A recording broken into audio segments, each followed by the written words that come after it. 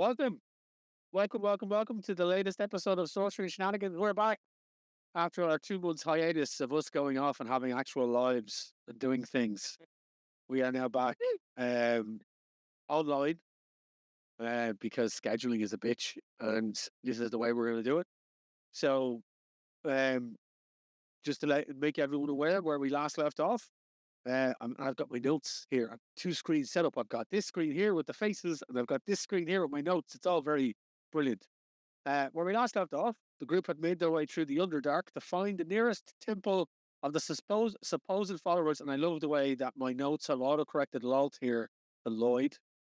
So, so Lloyd. I think it's fight Lloyd. Yeah, hail Lloyd. So, the followers of Lloyd who were trying to stop the group of refugees from escaping from the Underdark.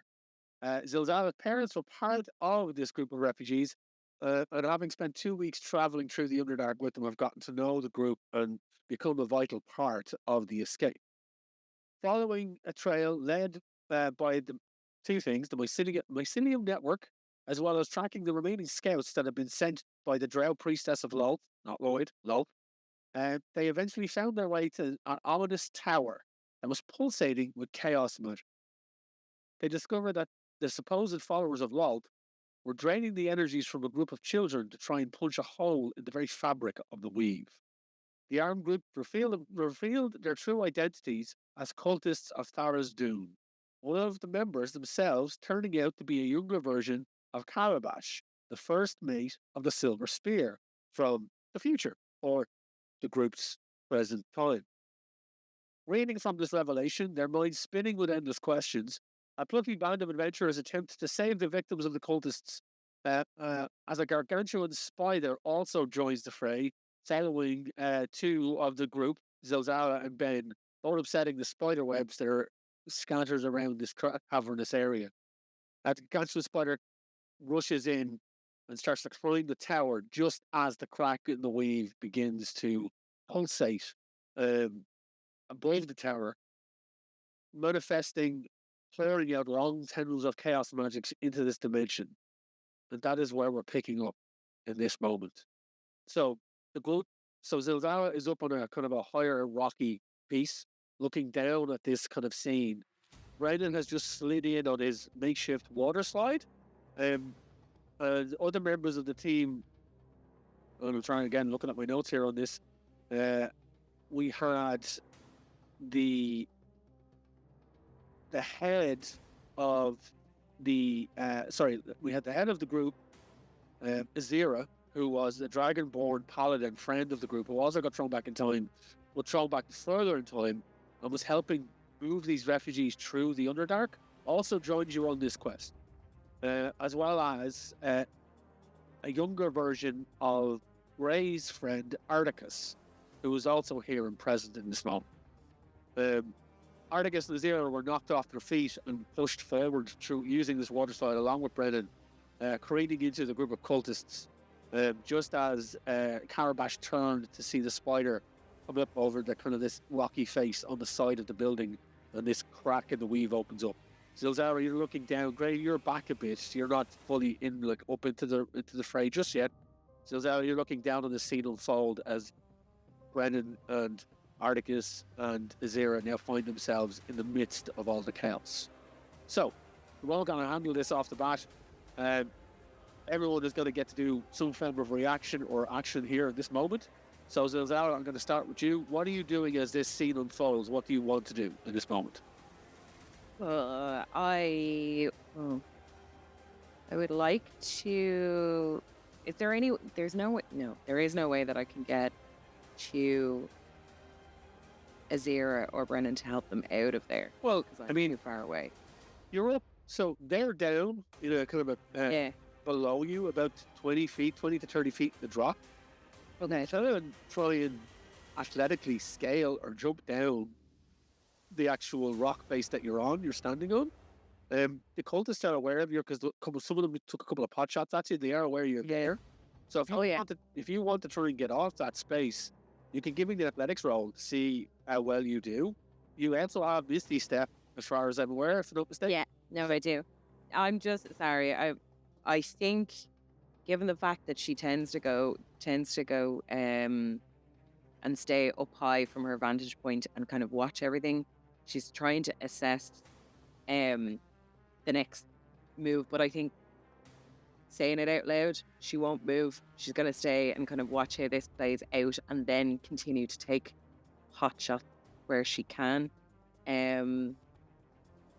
Yeah, and she's also a bit selfish. I don't think she'd risk herself immediately. I know it's taken them by surprise, but also, hang on. So yeah, no, I'm gonna stay put. I'm gonna try and kind of strategize as to what my next move might be based on where everybody is situated now. After that tear has come through. Okay, give me a perception check, please. Shouldn't he says? Gray, you'd be thinking about what you want to do in this moment. Yeah, I am. I'm actually looking at the fact that I haven't reset since the last thing we were doing, but That was 15. A 50. So as you're kind of taking in the so-called, not so much the battlefield, but this scenario that's unfolding in front of you, the chaos magic pouring from this tear in the weave, you kind of start, from your vantage point, you take it all in, you take in the kind of moves. The priestess, or the evil kind of elven figure who is twisted and corrupted with chaos, along with the other cultists, is kind of also taking in the large gargantuan spider to their left. Alabash is totally focusing on completely, because that spider is now clinging to the tower, and you can see that the tower started to be impacted by its weight, and it is starting to. And that orb that was maintaining the chaos portal is on top of the tower, where they are using the energies from these children. Also a note, one of these children, as Brennan, you had noticed this, was a future member of the council that had initially sent you back in time to investigate sent you to this place, not back in time, but sent you to this place because you were aware that some monumental moment was meant to happen within the weave. And this seems to be it unfolding in front of your eyes. And they are also in this line of children who are about to be sacrificed. But with a 15, you start to kind of take in all these moments. You're looking at this things unfold, and some of the cultists are turning their attention more now to the spider that is attacking the tower, rather than these individuals that have now burst in on their scene. One or two are still paying attention to you. Particularly now that 3 individuals have water slid into this space. So they're all kind of weighing up what they need to do. They're very much distracted by multiple things on multiple fronts in this moment. So that's what you see. Clay, what are you doing? I am further away. Yeah. And I'm wondering how I can impact the whole thing. So I'm thinking of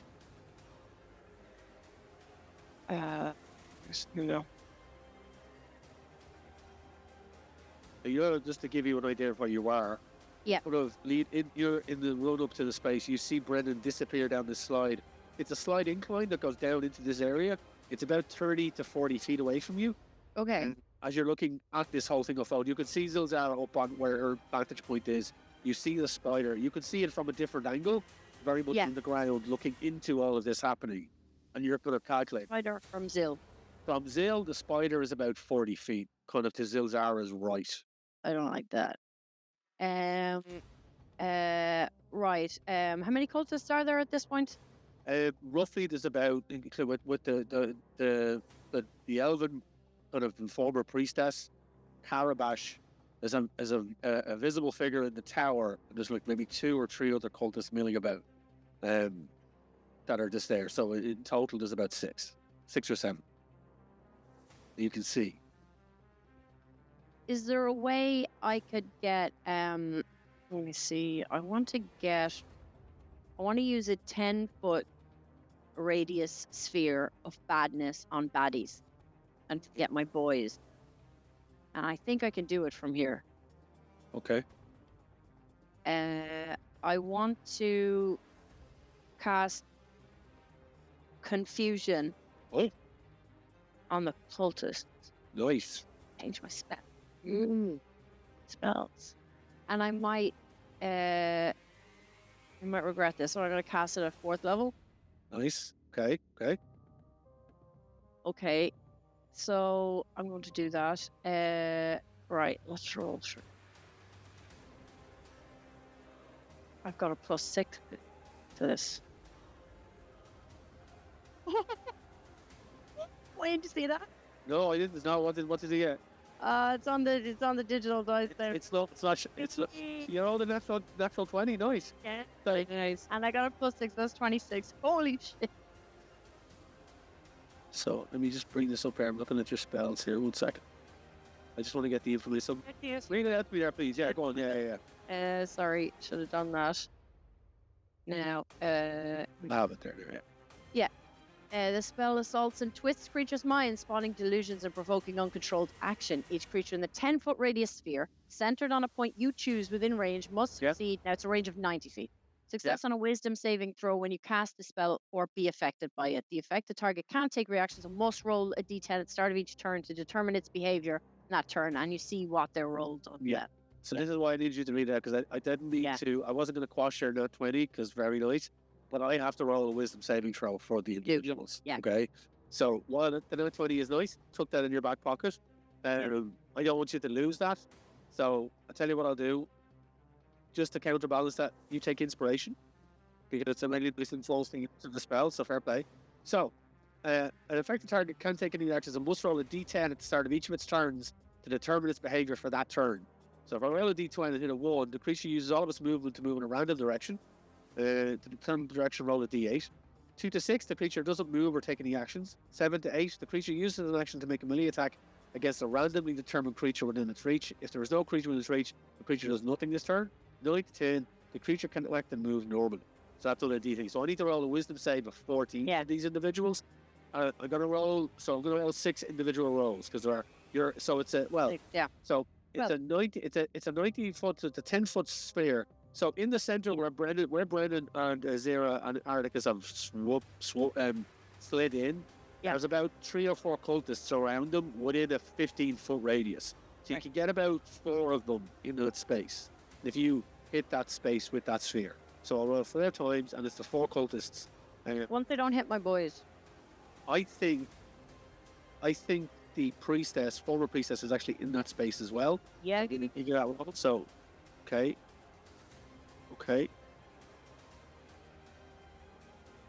There's an ex of mine who used this rolling process to get home from Arcane Shopping Centre once.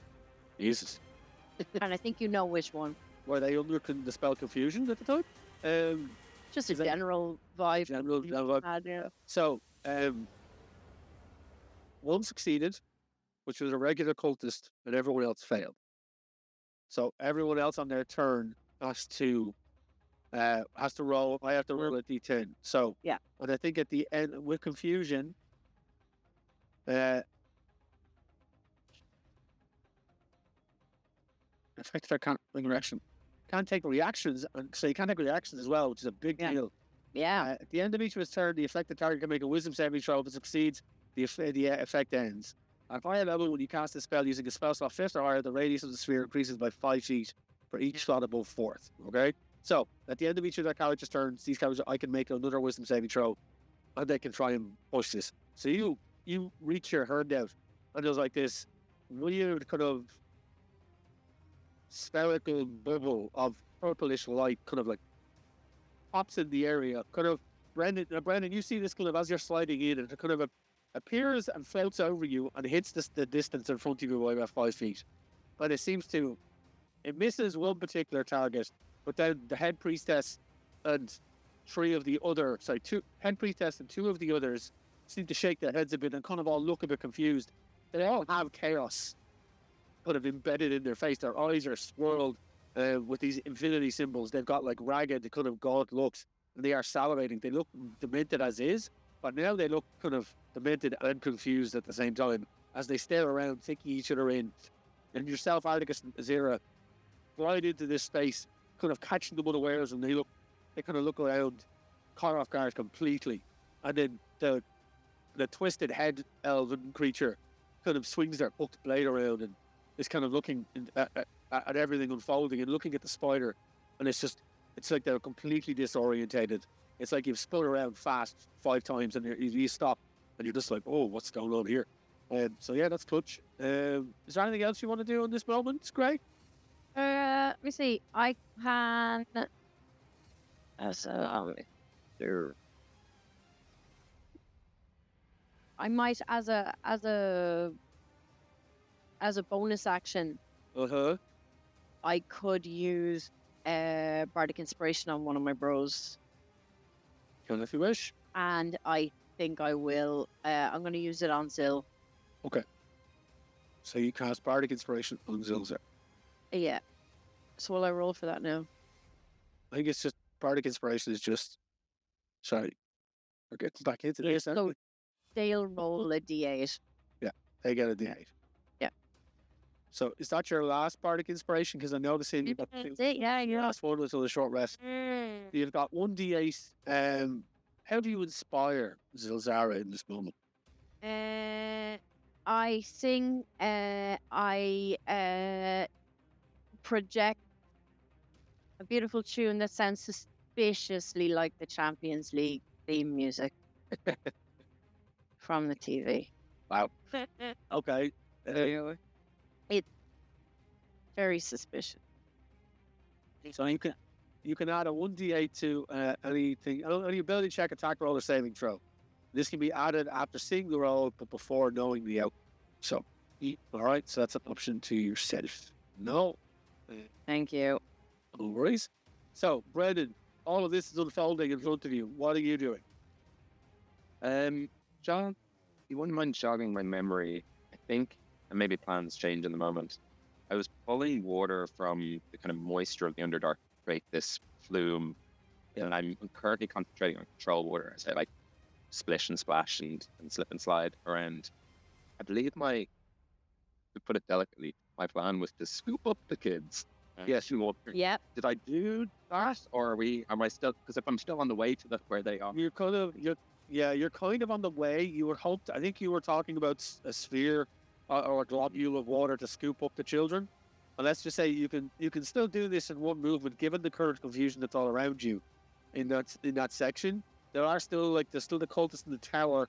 Calabash is now focused on the spider, so you do have a kind of an opportunity, an opening here that you could do that.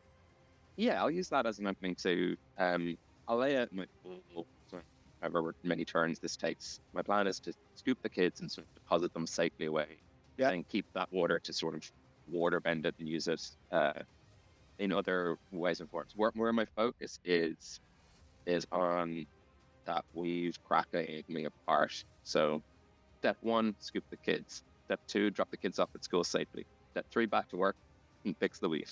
So, Nice. Okay. but I suppose while that's happening, there's no harm in rolling with dice. I might activate. Brennan is a druid, and he has a starry form.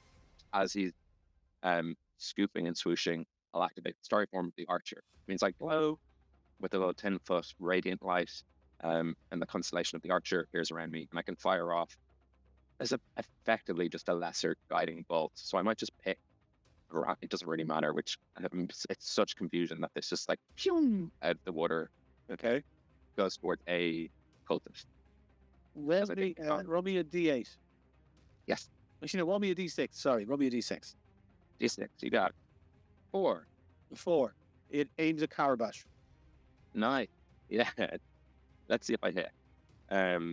So this is a bonus action. This will be my bonus action. Sure. It definitely does, I would imagine. I only got a 10. No, that does not hit, unfortunately. Spark flies out of this water flume.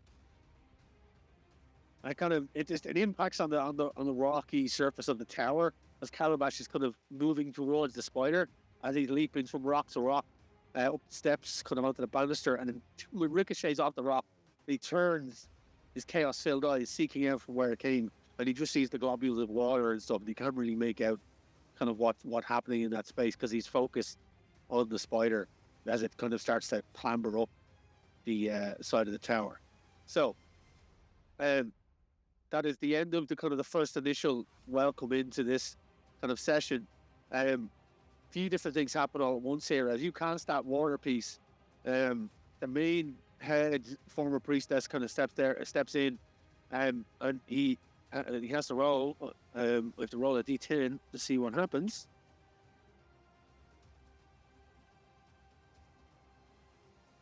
Infusion spell. I rolled a 4, so that is 2d6. The creature doesn't move or take any actions this turn. He turns when he goes to do something as the water rushes up, as the spell takes hold, and he catches himself, and seemingly moving in slow motion. Pot is befuddled eyes, like Mark Wahlberg in that Shyamalan movie, where he's trying to figure out that the trees are actually killing everyone. He's just like Mark Wahlberg all the time. Yeah, pretty much.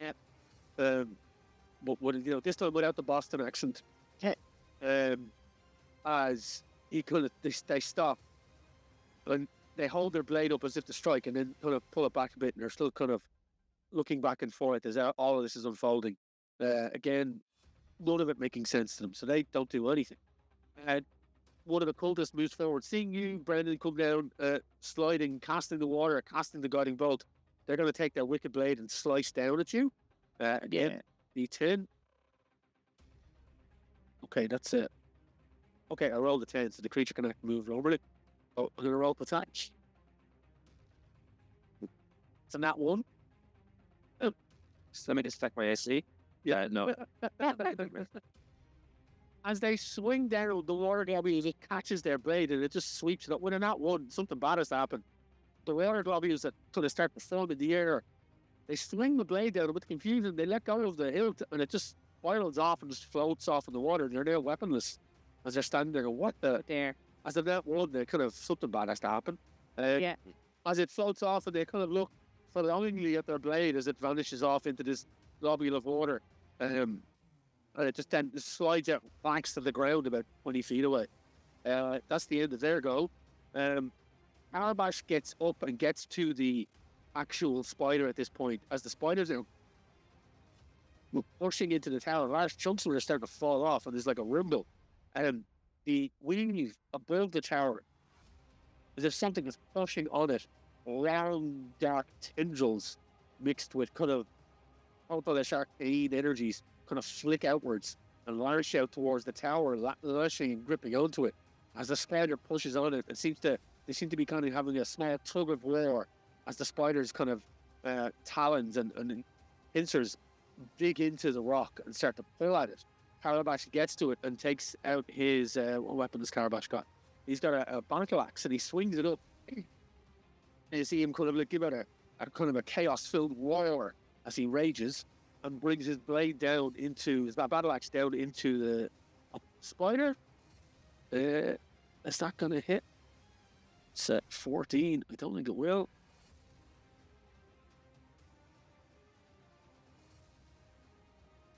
Nope, doesn't hit.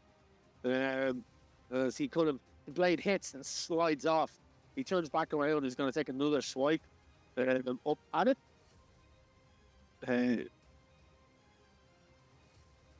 Fucking tree. Get rid of that dice. As it swipes up again, and like the spiders seems to just stick out at one of its hind legs and catches the battle axe as it leaps down into the hole in the middle of the battle axe, and it's now Calabash is now stuck in a tug of war with the huge spider. Small spider is skittering off the spider's body, put it down Calabash's arms and up across his neck and shoulders as he kind of fights it, and he's gritting, and you can just hear him grunt and roar. The other cultists then are going to just try and turn and kind of rush to see. Two of them are going to move confusedly towards Calabash to help him, while the other one is going to turn and look at Azira and Articus and swing down. So the 10, this confusion spell is causing issues. The creature uses an action to make a melee attack against a randomly determined creature within its reach. If there is no creature in its reach, the creature does nothing this turn. A randomly determined creature. So there is Articus, Azira, another cultist, and Brennan. So I'm going to roll a d4. It hits the other cultist. Roll with 3. It's caught. Yeah, that's different. 8 plus 8 plus 3 is not going to hit. Actually, no, it is. Hang on. 8 plus 3. No, it just misses. As it swings its blade out, and the cultist is like, as its colleague just swings out. That one is going to roll the other two running towards Calabash are going to roll a wisdom save. That is a 5. 2 to 6. The creature doesn't take any movement. They're kind of stuck in treacle. And then that is a 7. The creature uses an action, so it's going to attack its colleague again. That is going to hit. As it swings its blade out, it's kind of wicked scimitar. It swings its blade out, and it's 1d6 plus 1. 6 points of slashing damage. As it swings out and catches its fellow cultist kind of across the chest, cutting deep into its leather armor. As it stumbles back because it can't move and it's like stuck in place, as it kind of look of betrayal across its face, also chaos at the same time. As the two of them are kind of locked, looking at each other. That is the end of everyone's go in that round, in that opening moment. And a couple of things happen at once here. We look up and you see as Carabash is playing tug of war with this spider as it's looped in one of its hind legs into its battle axe. Spider's crawling over him now, and he's pulling on it. There's going to be a contested strength roll. That's for the spider. It's for Carabash. Oh, jeez. And the spider wins. Carabash loses control of his axe as the spider's hind leg pulls at it and it goes out of his grip and clatters off into the darkness. Carabash then tries to clamber up on top of it. At the same time, the tower, and Zozara, you see this more than anyone because you're kind of looking dead on it. The individual in the tower has stopped grabbing children to kind of sacrifice them to the orb because it's holding on for dear life as the top part of the tower starts to get dislodged. Oh, so shit. as there's kind of a creaking sound, as if there's it's like 100 trees are falling in a wood. You just hear this as the tendrils from the weave, from the crack in the weave, hurling at the top of the tower, pulling it upwards as the spider is pulling the base of it downwards. Children are screaming and scattering now as the cultists don't have control. And Brennan, your globule is going around and collecting them up, grabbing them all. There's about 12 kids, so roll me a d12, please. D12, you got it. So rare the D12 gets. Barbarians are the only one. 6. Well, the first pass, it gets 6 children as they're like, kind of swallowed up into the globule, and you kind of stand up and start controlling it and pulling it along. And the chaos has just ensued. And all of the cultists, again with Gray's confusion spell, are still stuck in place. So, Zara, what are you doing in this moment? I'm looking at the tower thinking, should I try and Misty step over there and get that globe, Yoki me Bobby, before it collapses? Okay. It's within range of a Misty step, isn't it? It will be, yeah, it will be. Yeah. Okay. Actually, yeah, I'm going to Misty step over there and then I'm going to do try some sort of acrobatic jump to get the fuck out here. Yo. So, Again. So, I don't know the French bit, sorry. so do I successfully bamf over there? Yeah, I mean, Misty Step, it's instantaneous, so it's just like Yeah. full on Nightcrawler movement. You just you can see there's a puff of grey smoke from where Zilzara was, and then bamf into the tower. And you're there now, the globe is in front of you. You see now, close range, there's this form in tattered robes, kind of about 4.5 foot in height. Yeah. Long, white, scraggly hair, sunken features. The eyes look up at you as they're holding for dear life, and you recognize the chaotic infested form of Von Brecht as he stands there, kind of unrecognizing of you, but still kind of like twisted and malformed because of the chaos magic that seemingly has overtaken his body. His once feminine, once regal robes now in bits and ancient. He's aged about 50 to 60 years since the last time you saw him. Features sunken, gaunt, black circles under his eyes, but those sharp eyes are unmistakable. As your old wizard friend seems to be now corrupted by the chaos. Is he blocking my way to the globe? No, he's just holding on for dear life onto the side pillar as the kind of, you can feel the tower start to retch and rumble. Yeah. And you can sense your arcane energies around you. There's like there's a dizzying feeling in your mind. can you give me an intelligence saving throw, please? Actually, no, sorry, a wisdom saving throw. Wisdom saving throw, not intelligence. Wisdom saving throw.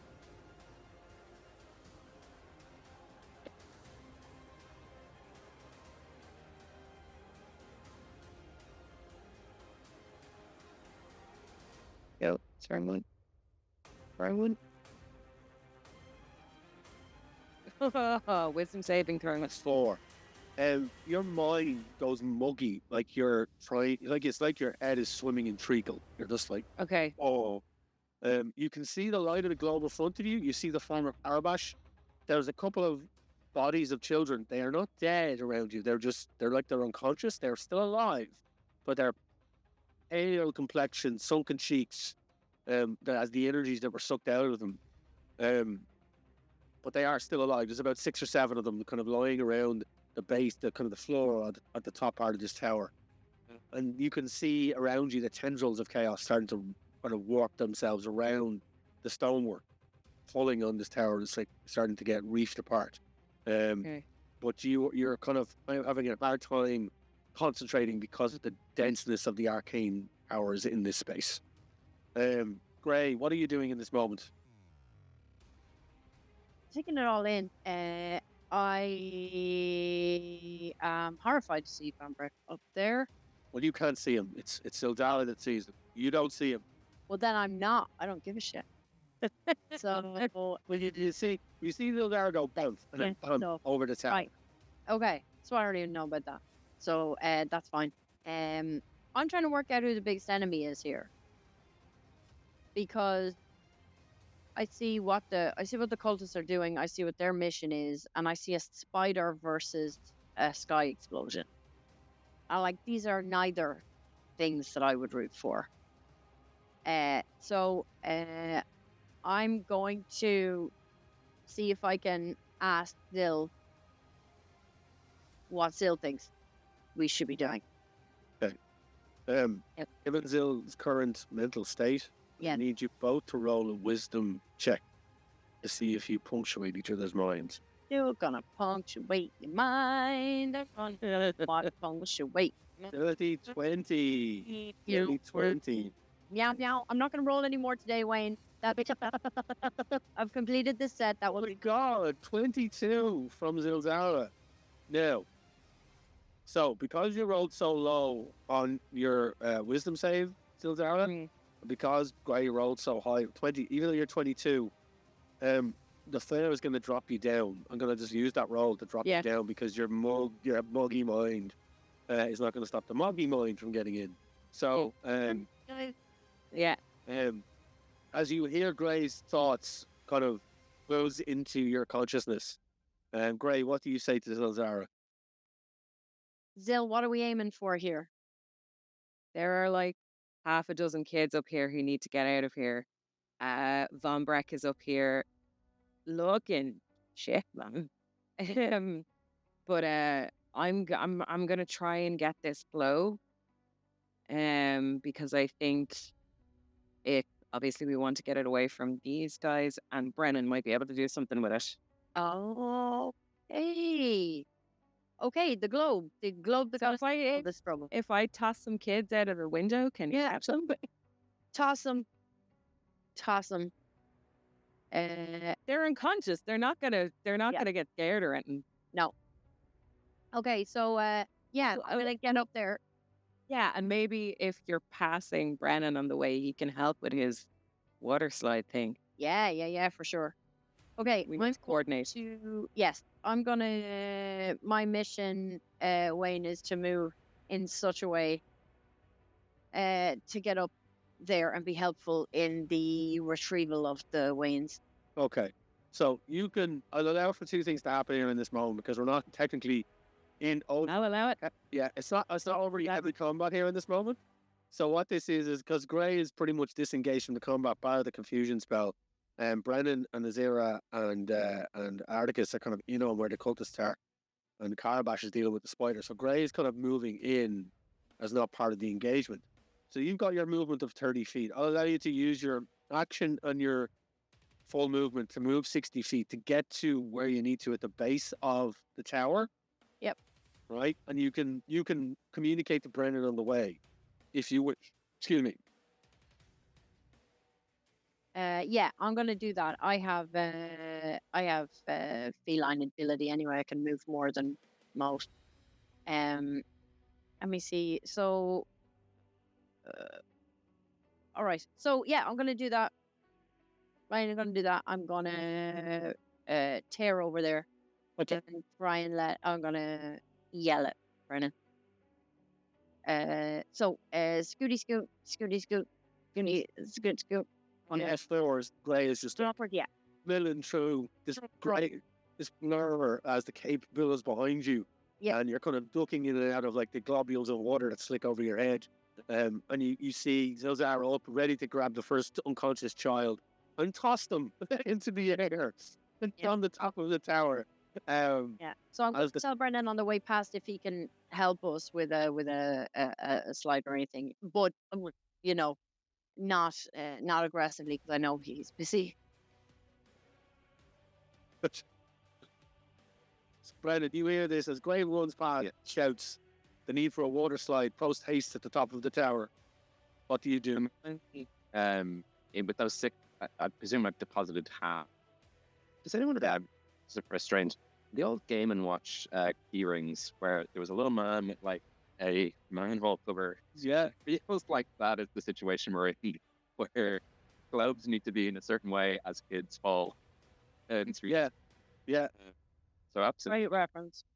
I will spin the slide back around and potentially instead of a globe, make it more of instead of like a catching ball, make it more of an actual slide so that the kids can sort of impact against water, and whatever that sciencey term is for water slowing gravity, that's the hopeful effect.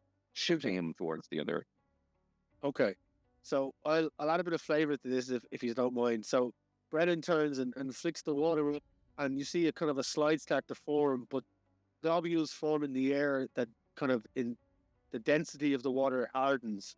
And Gray, you're able to kind of vault off parts of them and move towards where the children start to Zilzara then just starts to throw them out of the top of the tower. And you kind of gently catch them and guide them down this slide. I want everyone as a group to roll me either acrobatics or dexterity in this moment. And Brennan, if you wish, because you're using a spell, instead of using either of those attributes, you can use your spellcast modifier because you are rolling to cast a spell in this moment, rather than being dexterous. Why won't? Yes, why not? Back, Wayne, so I have to roll with disadvantage. I got 18 with disadvantage. Nice. I will not be rolling anymore. Oh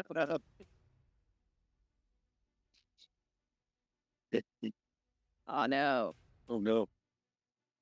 This is a group check, Zil. So okay. I only that's one thing.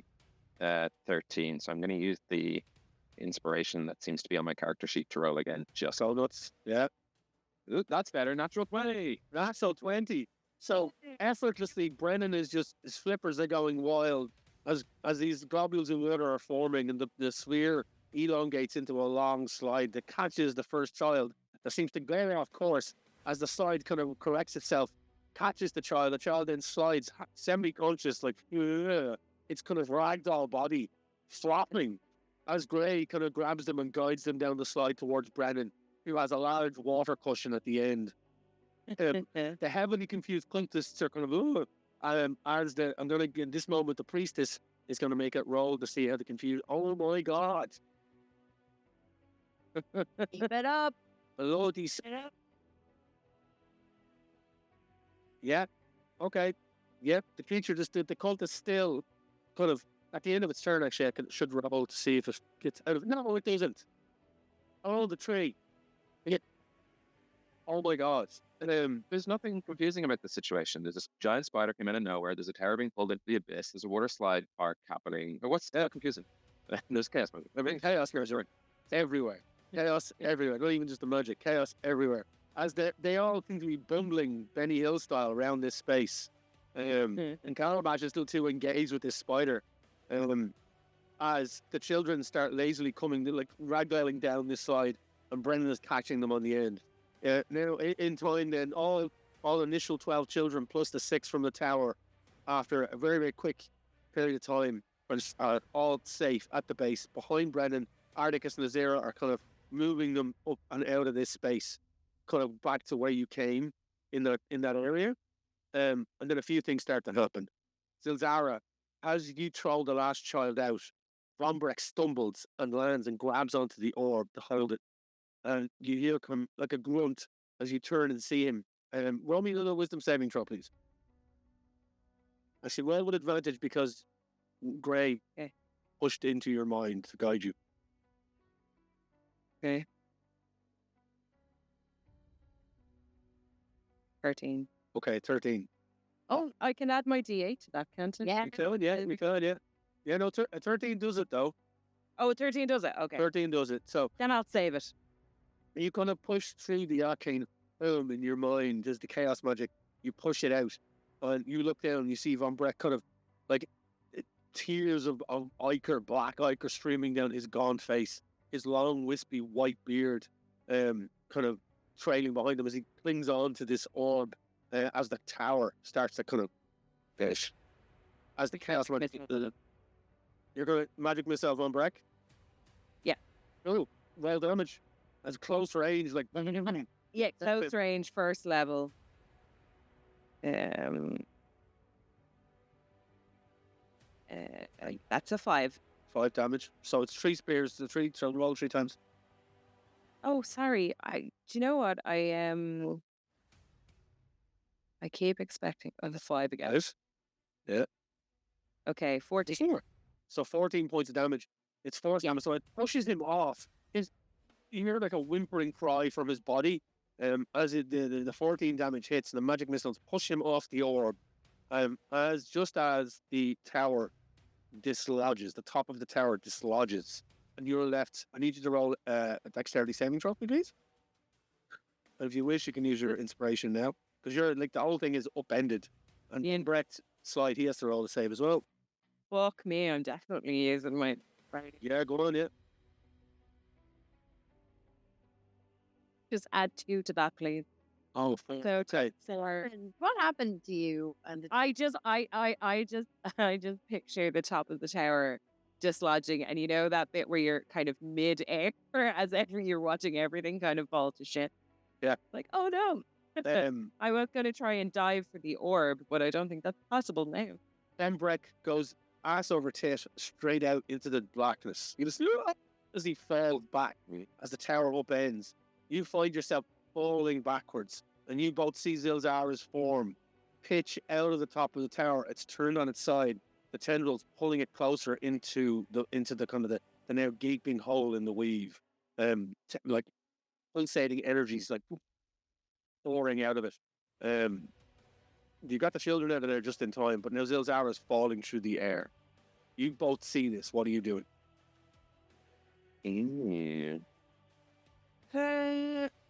Yeah, I'll let you go first. yeah. Just Okay. Let me see.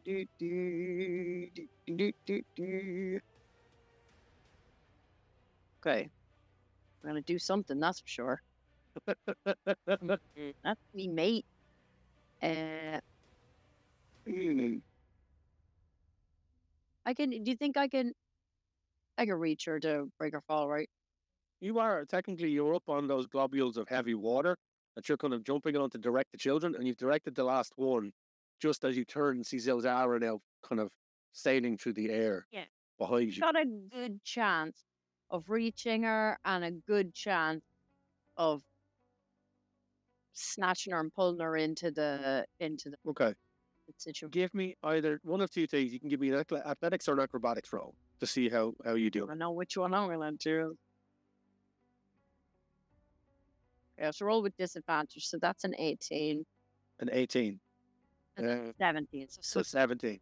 Yeah. So you jump off the kind of this globular of water, and you go to grab onto Zilzara, and you grab her together, and you both tumble in the air and start to fall, and you kind of croon into the water slide, and it happens with your weight. It kind of just firm and the heaviness of it, and it kind of tries to catch you, and then just buffets you back up, and you kind of bounce and start to slide down the slide towards the end. You then, as you kind of careen then into the cushion that Brennan has below, you then look up and you see the tower with the kind of this herb in it get pulled into the weave as it kind of crumbles and cracks. And there's like a sucking of energy, and you can feel the arcane energy being sucked up towards it. And then there's like silence. As this wave, this pulse, just pushes outwards, knocking anyone out and standing off their feet. At the same time, it hits the spider that is crawling halfway up the tower now at this point, with Carabash on its back.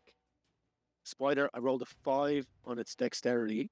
On its stats are dex is +2, so that's only a 7. Oh no, sorry. +5. Okay, yeah, that still doesn't mean it.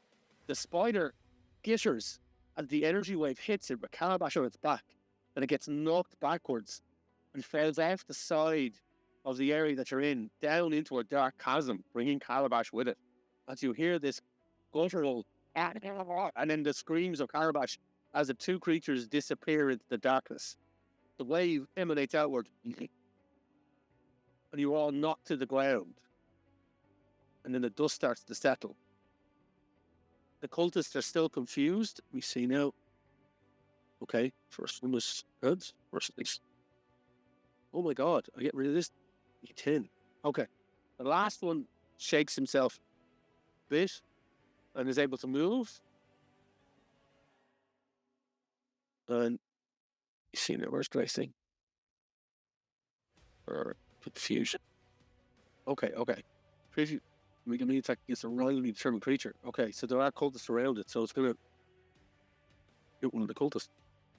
And it hits the cultist. The other cultist that was left alive, that barely hanging on that already been hit before, its colleague just turns and just decapitates it straight away in its confusion. And then rolls, what was the wisdom save? It was 14, wasn't it? Just as it does that, the spell breaks, and it's the wisdom save. I rolled a 17 on the wisdom save, and the cultists have plus nothing on wisdom, so it's a straight 17. As they kind of shake it off, the chaos on their face still there, as they're kind of stumbling, looking at the thing, and they just turn, looking at the head elf. They all look extremely confused in this moment. All the rest of them failed, and they're all going to do their wisdom saves. It's a 4. It's a 10 plus. These are all really bad rolls. 10 plus 2, that doesn't make it. 4. And 3. Oh my god. They're all still very confused. As the dust settles, you see that the crack in the weave has healed slightly. As the two conflicting energies seem to have pushed against each other, and the chaos magic is pulsating there, still hanging there, but not as bad as it was before. There are no young tendrils reaching down, and you can feel that the energies are starting to dissipate slightly up into the crack. It is still there, but there doesn't seem to be a way of kind of pushing it anymore now that the orb is sucked into it and then destroyed. What are the group doing in this moment? You have the children, they're all moved to one side. Zera and Articus are kind of shepherding them out of the area. The cultists are very confused. Only one of them is saved against the confusion spell. The rest are all failing every single bloody time. So they're all like wandering around like idiots. Carabash has fallen into a dark chasm pit with the spider, riding it down into the darkness. So what are you doing as a group in this moment? I think it might be an opportune moment to plan our escape from this awful place. We know Carabash is going to survive. Don't we? Do we? Don't we? Do it. He exists later. Be dead. Carabash the Wedge. Yeah, Carabash the in a hole might be his line, might be finished. Why those tendrils? Did they look creature-y or just sort of arcane-y? Was it like they were like black inky tendrils dispersed with purplish veins through them. Purplish arcane, like those energies of arcane energy, like arcane energies So it's not like there was a creature trying. It wasn't a creature. It seemed to be that the weave itself was breaking and this magic was pouring out. I might only because it's inside of my entire thing, protect the weave. With the water that's still floating around, there's no real. I'm doing a bit of D&D bullshit here. Swoop it up to where the crack. That's kind of bullshit there is. Spells like Ice Snipe and Ice Storm, and I've icy spells. I'm thinking of just releasing the water. Yeah, okay.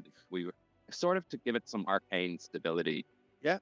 Just channeling. I'll use whatever level spell slot you want me to use to. Yeah, I mean, look. So heal.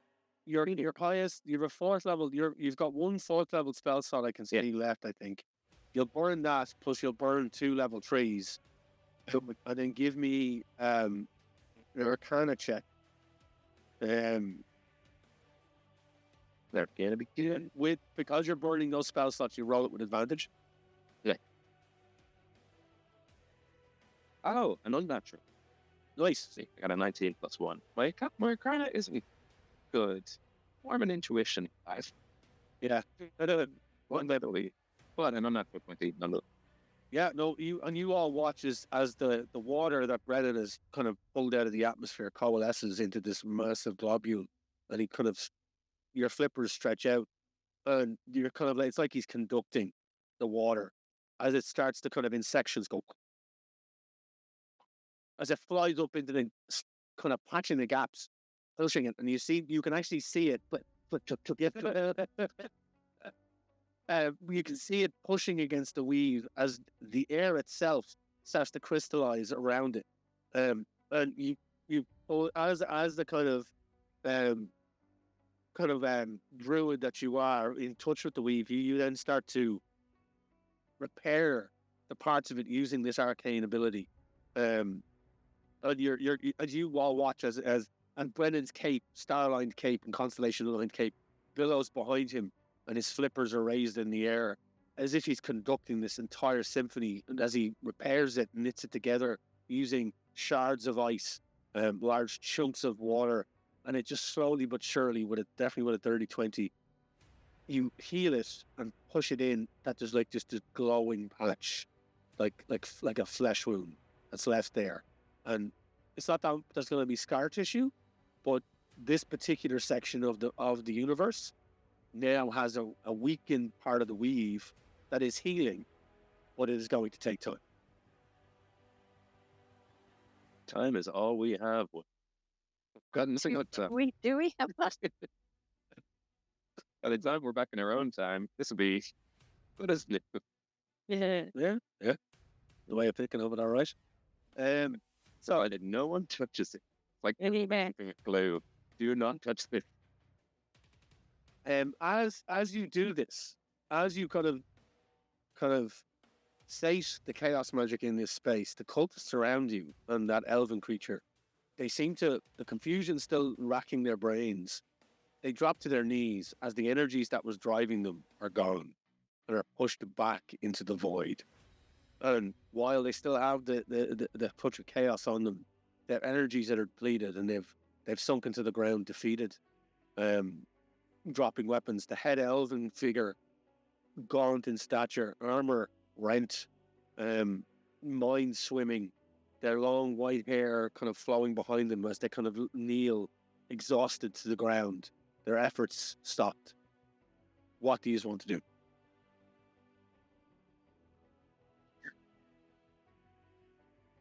We should save the kids. Carbash's gone down into a hole. Von Breck is top of the tower.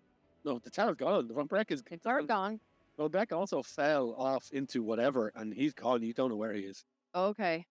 The orb got sucked into the thing, right? In the sky. Yep. Mm-hmm. Yeah. Man. I'm not an ideas guy. I'm not the brains of the operation. Which direction will we even go in? I mean, my brain is saying jump in the hole, guys. I don't think I should be allowed to determine what the group does. We're actually trying to get up, down. So Yeah. we're potentially gather the kids, bring them towards the camp, and get them out of here. Yes, I I don't agree. want you to do with the criminals against reality, I suppose is what you call them. So an offence to the weave. If the rest of the council here, we'd take them with us and get them on trial. But Or we could just kill them. Or we could, or we could just kill them. That's what you said. Or we could just kill them. Well, it means we don't have to. Still, There, oh my god. there wouldn't be a problem anymore. That's all. It's clearly not a problem. Look at them. They're ruined. Yeah, okay. Sleeping open. Yeah, let's get them out of here. And there are, like, I mean, with a bit of work, you look around the area, you do see that there were some shackles there that they were chaining the children with. Okay. Here, you can use them to shackle them and kind of drag them along if you wish. Azira kind of moves on. I think it would be best if we bring the children back to the camp. Yeah. Oedicus and myself will guard these individuals. If you take the children and lead the way, without thought. I'm sure your friends, and she gestures to the mycelium network that's not close by, I'm sure your friends can guide us if need be, she says to Brennan. And she kind of brandishes her weapons and kind of drags the remaining cultists, including their leader, to their feet. And they drag them off towards, heading kind of in the general direction of the camp. Is there anything else the group want to do in this moment? How does it feel, like, knowing that I was sent to, like, interact at a nexus point of time, and I know that we were dealing with Lolth and we were dealing with Saloon and Shar. Just, does the world feel like it's tipped a direction, or is there even a way to know that? You can roll me an insight if you want, just if you're feeling the energies of the weave around you, as you stretch your mind out to feel that. Brennan operates in a vibes-based economy. 100% like to insight the world. Yeah. Take a 21. 21. Wow. You all watch it. Brennan kind of, as you're leading you, Brennan stops and moves a bit closer into this cavernous area, very much directly under where now a healing scar of energy that pulsates above him, about 120 feet in the air. And he kind of raises flippers up and just starts to kind of move, and arcane symbols appear, constellations, and he's kind of making calculations. And Brennan, you get the sense that while there was strong chaos magics here, there was an attempt to burst into this existence through the weave and break it. Yeah. It is now healed in this space. There are pockets of chaos magic that have dissipated off into the Underdark. Tendrils that have escaped. Things that might be out in this realm now that should not be. But for the most part, you have healed this moment. And you feel that there is a calm. There is, over time, this place will return to the normalcy, if that is a word that can be used to describe anything in the Underdark. There is now a level of normalcy. The usual sounds and smells that you can feel in this space are natural. There's a natural order to it. Whereas the chaos and the disruption that was punching into the world, that was causing disorder, and the tang and the energies that was permeating were vile and wrong. And now you feel that they are definitely going away. You feel you've succeeded in this particular moment. And there's a sense of accomplishment in your chest, particularly now that you've successfully saved the child version of a member of the council. Good. And try to remember if this was made aware to the group. I think it was at one point. Was that the energies that they were stealing from the children was their potential. You did. Yeah. So it was their potential futures. So you have 6 or so children whose potential futures have been removed in order to disrupt the weave. But the 12 or so you saved, their potential futures are still alive in the world.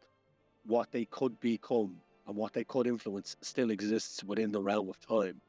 And that in itself, while you do feel, Brennan, you do feel the pain and the loss of that influence that those 6 children would have had, the numbers, unfortunately, as it's an odds game, the 12 versus the 6 is a success for now. And particularly that one individual that you saved being successful. Key to 6 of them could have the potential to be pricks. Yeah. Never know. Like, it's not always good potential. I don't know. Are they going to go to a rugby school? Yeah, this is it. Victims of their own circumstance. Mm. But who knows?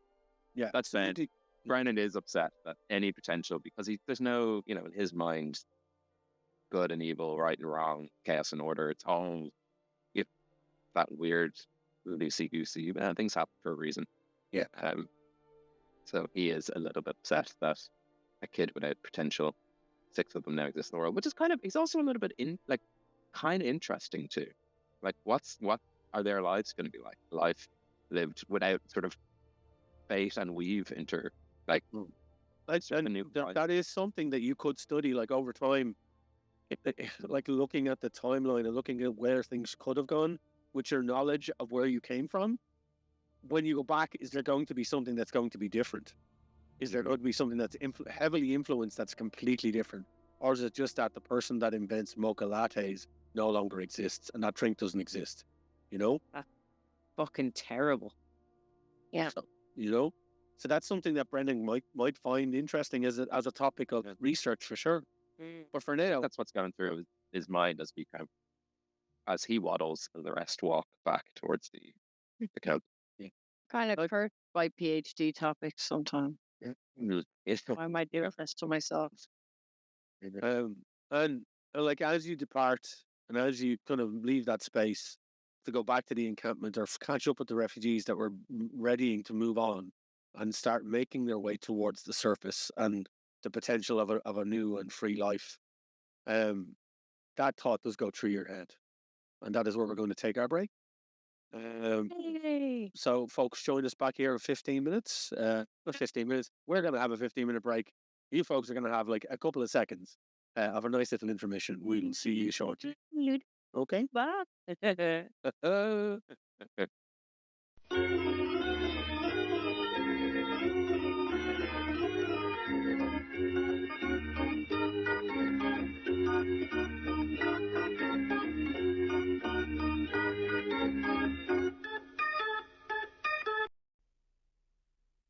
Hello, welcome back.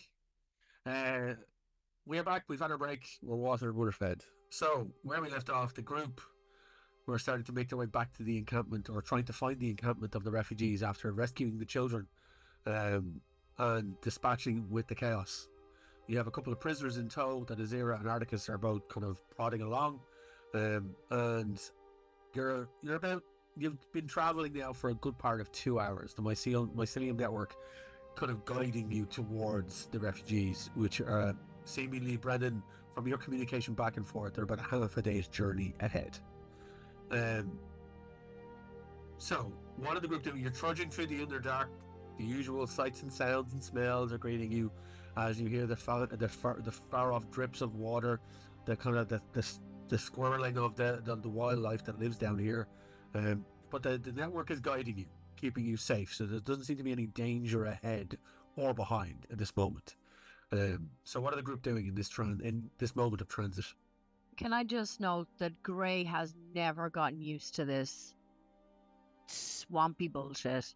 It's horrible. His poor little spirits. Gray, the dank. I know, the dank. Very good.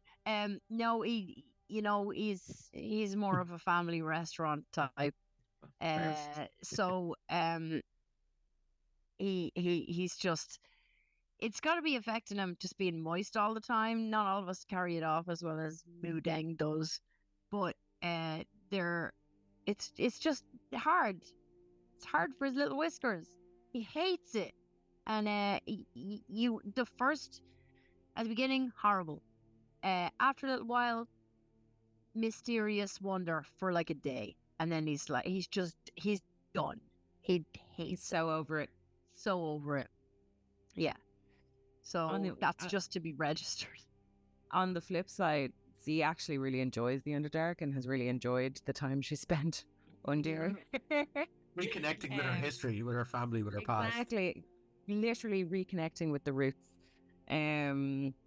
So yeah, she's keeping her ears and eyes open to any potential threats around. with our whopper dark vision and drow hearing. In terms of order, I would say she's probably up the front, kind of leading. Cool. Brennan, what are you up to at this moment? Brennan, it's a business trip, so it might be the most beautiful place in the world. He's just here, he's all business, so he's not taking it in. Neither in or there, it's neither neutral or good.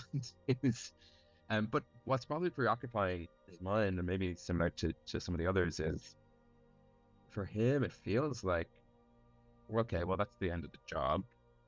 Where's the beautiful magical portal that opens up and brings us back home? I think it's beginning to dawn on him that, like, well, maybe there's no way Maybe we're stuck to the future. Maybe there's no big lightning bolt that strikes the clock tower for us. And that's souring his mood a little bit.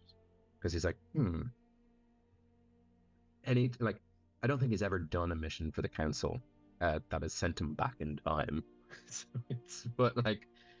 Might have heard of these sort of things from other council members, or like weird things happening, but they always seem to return. It seems to be fine. So he's struggling with letting the weave just be the weave, and then that sort of self-agency of, do I need to do something about it? Do I actually have to make a decision?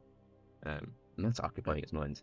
Like, there's no moment where Dean Stockwell walks through an open door with a little handheld and goes, "This is how we leap situations, you know? This is how we gotta fix it." Ziggy is not telling us what we need to do here.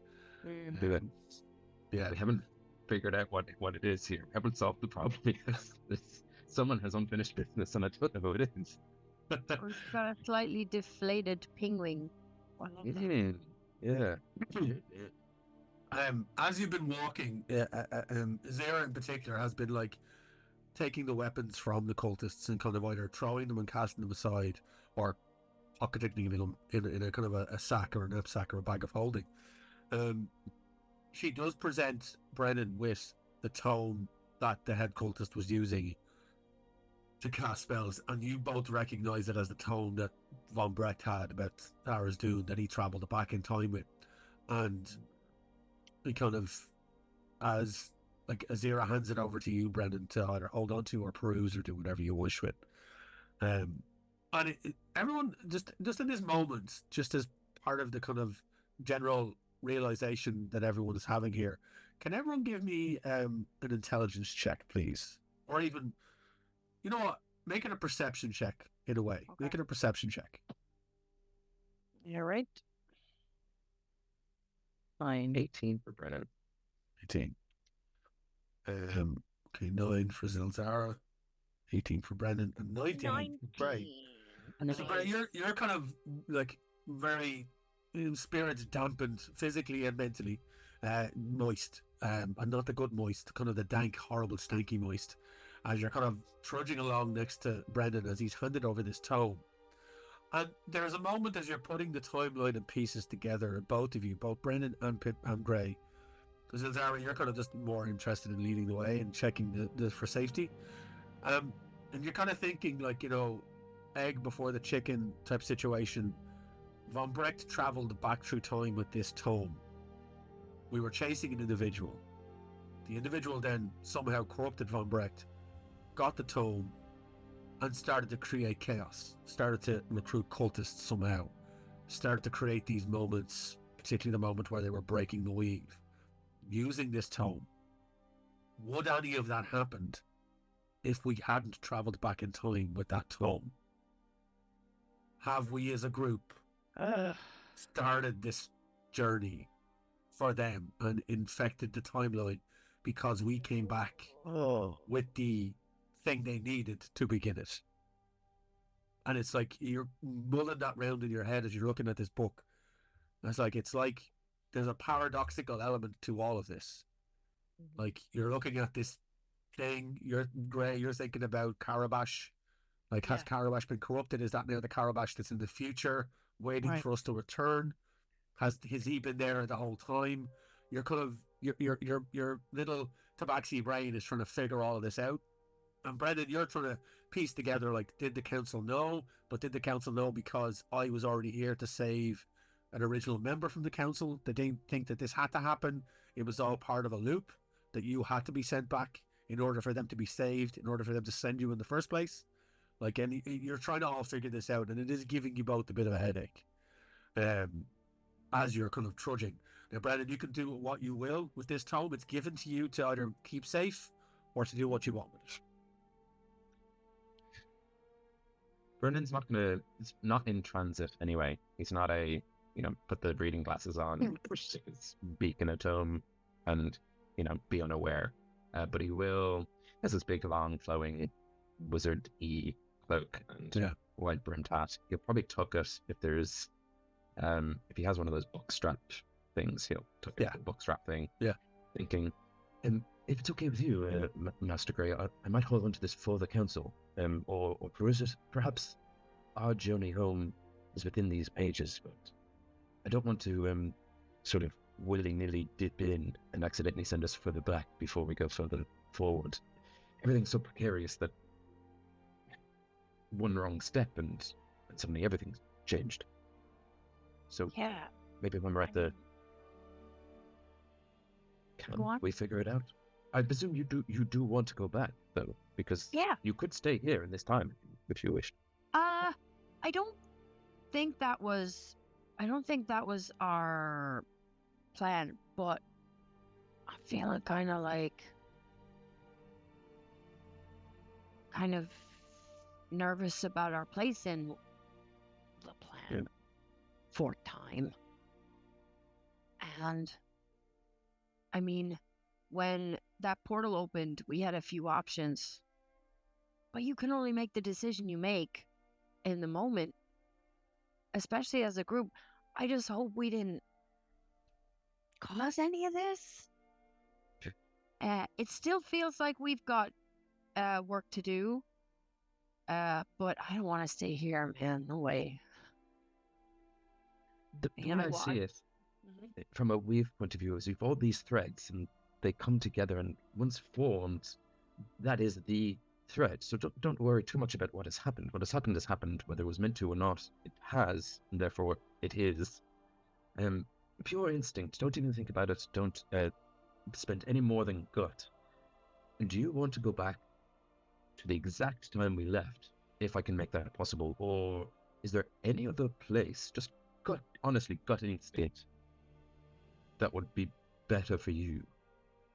I mean, I think my gut is the wrong place to ask, because my heart is near my gut, and I would be inclined to try to save my friend Articus from the first time.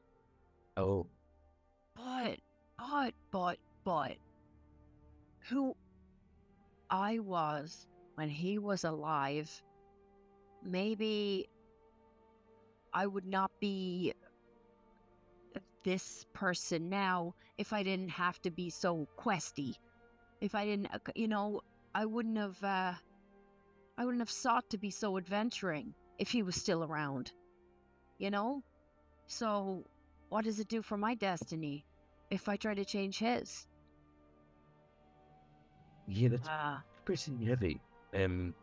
Maybe you do need to have this moment in time, unfortunately. And the gift isn't that you can save him, but that you got a little bit of time back here. Yeah, it's so funny though. I don't know this guy. He hasn't done anything yet. He was his big character when I ran into him. He'd had a lot of experiences. He was shaped by his experiences, and this kid here is just starting. What about if no, it sounds ridiculous as I say it, but if you wrote a letter to yourself saying, even though there's no reason to go quest anyway, you wouldn't believe it, you wouldn't do it. It needs to be, you would read it and go, what is this bullshit? That's crazy. What would you'd believe a letter from you? What did you? Yes, I think actually it explains a lot of the letters I've gotten for myself. I never really thought about them, but I think when we get back to camp, I need to start writing some letters. That's how I joined the council, and it's how I met Yes, well, I think I'm a little bit more believing of myself. Yeah. Because I'm predestined to seeing.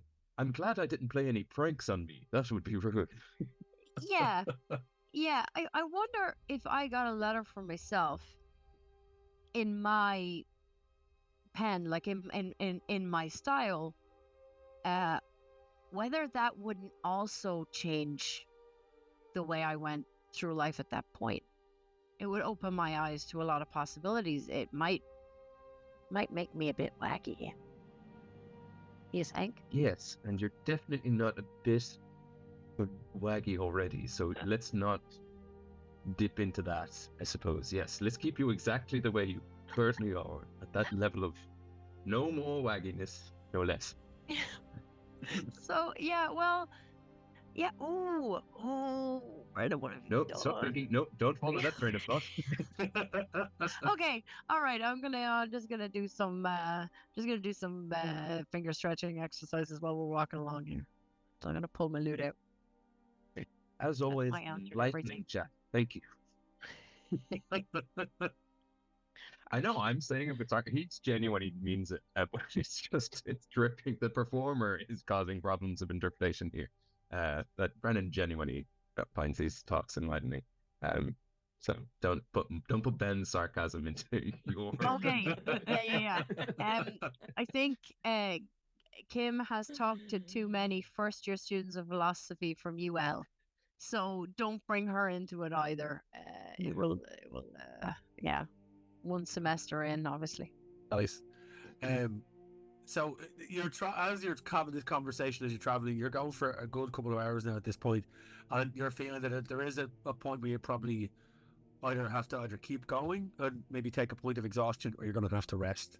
Following the battle, following everything like that, Yeah. is a point of you're probably going to have to take a long rest or a short rest, and then keep going. So it's up to the group here what you want to do in this moment. Does it feel safe enough, you guys, for us to stop? Well, the network has been guiding you, so the network hasn't driven you off into a dark and dank place, and it seems to be keeping you protected from any nasties in this space due to Brennan's diplomatic situation with the blue mushrooms. Okay. So they'll also be on sentry duty too, then. Essentially, yeah. Essentially. I float to the other guys that we stopped for a bit. Yes, these kids are pretty exhausted, so for their sake too. Azira has started to break out rations, and Articus starts to build a bond. Like you find a little kind of sheltered gap in between like this sea of blue mushrooms that seem to kind of curve around this cavernous section. Not so much in a cliff area; it's kind of a high raised area that's looking down onto the continued path that loops back around this area and continues off in the direction you're going. So you have a good vantage point of seeing in two different directions, and then you have the mushroom network around you that seems to be cropping up and keeping an eye and communicating with Brennan if there's anything. And every now and again you hear like as the mushrooms like shuffle and a small creature is killed every now and again by the network, keeping you protected. Azira breaks out rations and starts feeding the children. As they kind of like tentatively sit there, the fear lessened on their face, now feeling more safe. The 6 individuals that were sucked of their potential are very dronish in nature, although some colour has come back into their skin, as they kind of sit around and huddle close to any fire that Articus has started up. Bedrolls are laid out and blankets and stuff as best they can be to accommodate the large group. And even still, even though the mushrooms are keeping watch, Azira pipes and says, "I think I will take the first watch. If we are planning to be here for an extended rest." And she kind of saunters off towards the kind of the line of viewing, kind of keeping sentry and marching back and forth. And you can see her. She's visible, but she's about 30-40 feet away from you. She has her laid out. She's just keeping an eye. So is there anything the group want to do now that you're resting? I'm definitely going to start perusing this book for anything that might help us get back. Okay. But I'll kind of rest it up against some glowing pull a mushroom down like a little little nightlight. I'm Yeah. gonna choke to death in real life. You all right? That's good. Yeah. I'm gonna go sleep. Poor Gray is. Cool. Zilla, you did anything? She's just gonna sit in her meditation pose, with her blade on her lap. Okay. Trying to recover her hit points. Okay. Let me see. I'm just looking at the languages that you know, Brennan. So you know Common, Druidic, Gith, and telepathy up to 30 feet. Yeah, I've never used it. So there is when you used it for the mushrooms, so that's become Oh very yes, handy. yeah, no, I think that was speak with plants. Was it? Okay. Well, Yes, the continued interaction with them has been telepathic in some way. The book itself is written in all manner of language. There is some common in there. There's some unknown kind of scrawls. There is a bit of Gith, like particularly ones that adhere to the astral plane. Anything that speaks of the void or speaks of spelljamming through the void, with chaos, because there have been known chaos pirates or chaos ships that have traveled through the void, spreading, complete disastrous events throughout the void and throughout different spheres and places. But there's different things like in there that you can read, but there's also spells. There's no order to any of it. It's all over the shop. And with your senses as you're reading it, you can read pieces of it, and it's like you're reading them and then you're hearing them in your mind with your telepathy as well at the same time. And it's strange, it's off-putting and weird, and you feel a bit queasy after about a good hour's read. There are numerous different arcane incantations, spells, and there is a section towards the back talking about teleportation circles. Give me an Arcana check, please. Or what do you use for your spell? I use Wisdom. What's your modifier? +4. Okay. Given how Brennan is built and how Brennan uses his magics, I'm going to say give me an insight check, because it all depends on how you're interpreting this piece. And Brennan would generally use that ability to reach out through the arcanes. So, yeah, a general sense. He's kind of a shower thoughts guy. Doesn't think hard about it, but it comes to him. I got a 14. 14 insight. Not super high, but not super low. So you're kind of mishmashing back and forth between a couple of different spells, but there's a few that you can barely decipher given the chaotic and erratic nature of their description. The diagrams that are in there are valid, but the incantations some are in common, but also it goes from common directly into dwarvish, directly into hill giant, and you've seen these on your travels while you're not fluent in them. So you're kind of going, right, these are legitimate teleportation circles, but they require a multilingual tongue in order to which will be the chaotic nature of the piece. Right. You could attempt to spend some time with your limited knowledge and your ability to kind of use the weave to try and interpret some of them, but that would take some time. There's nothing that guides you toward a particular moment where, right, aha, this is what we need. There's because it's so all over the place. Like, some of the pages are falling out, some of them are ancient, some of them are only scrawled within the last couple of weeks. There's definitely room at the back to add more. And you realize as you turn the pages, it just keeps going. There's no end to this book. There's some kind of enchantment on it that you can just keep adding more and more and more to it. And the chaotic nature of it is, it's just that it's like a never-ending tome that doesn't run out of blank parchment to fill.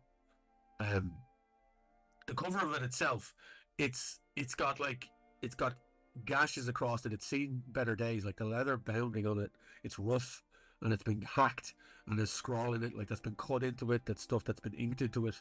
It's very much what it is. It's pure chaos magic. And while the chaos in itself is part of the weave, it is not a powerful driving force.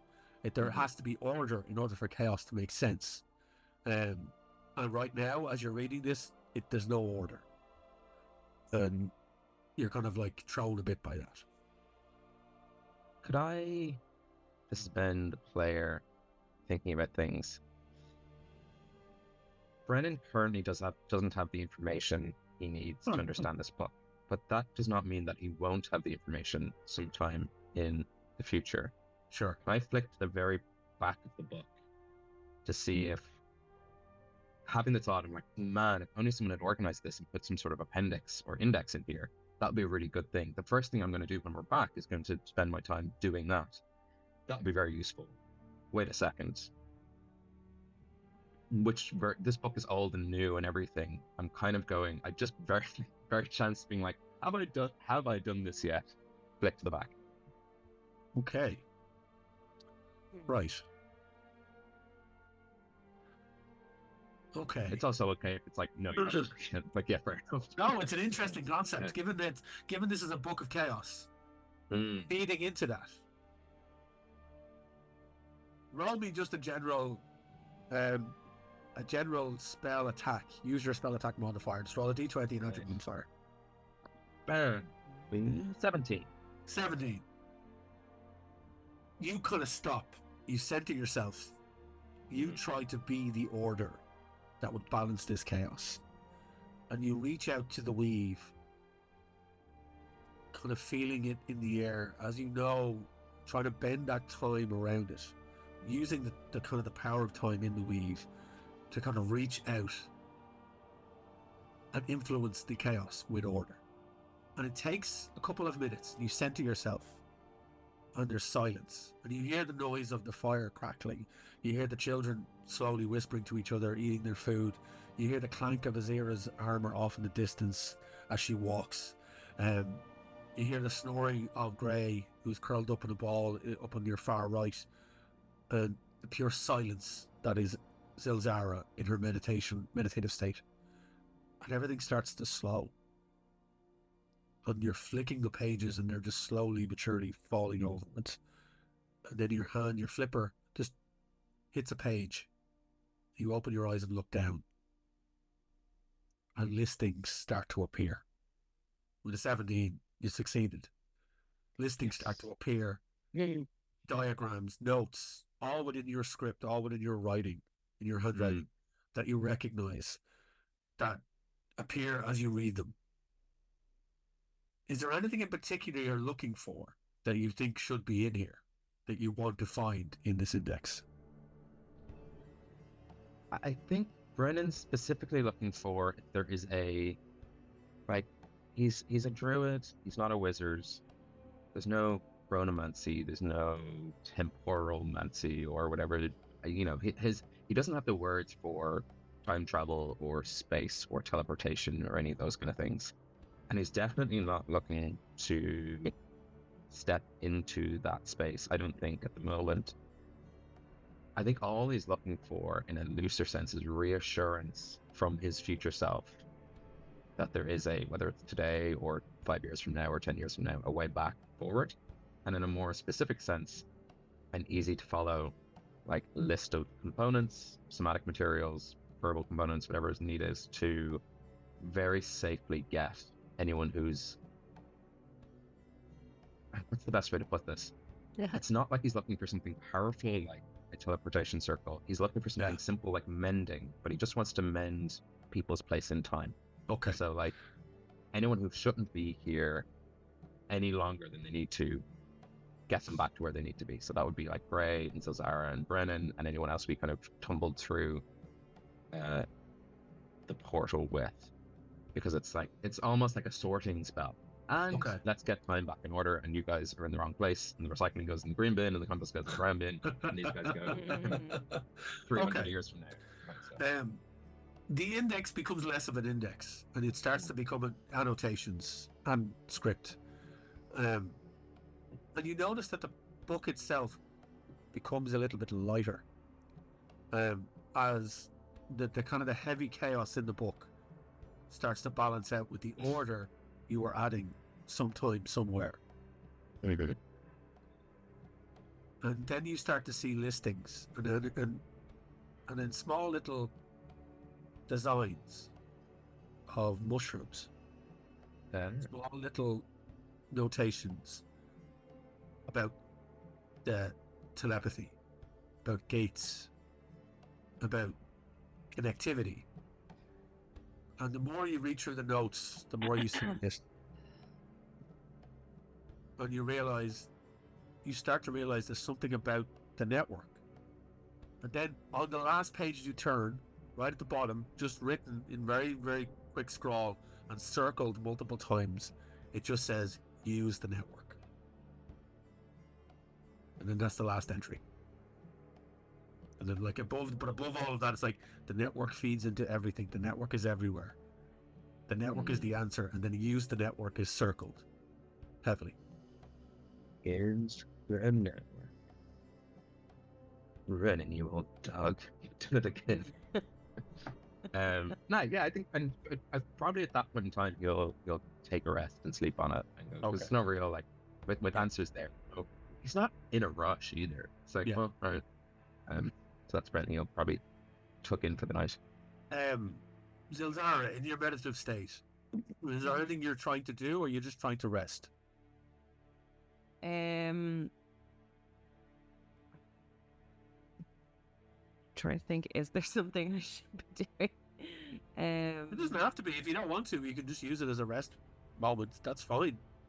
But is there anything you're trying to focus on, or is there anything you want to do in yourself?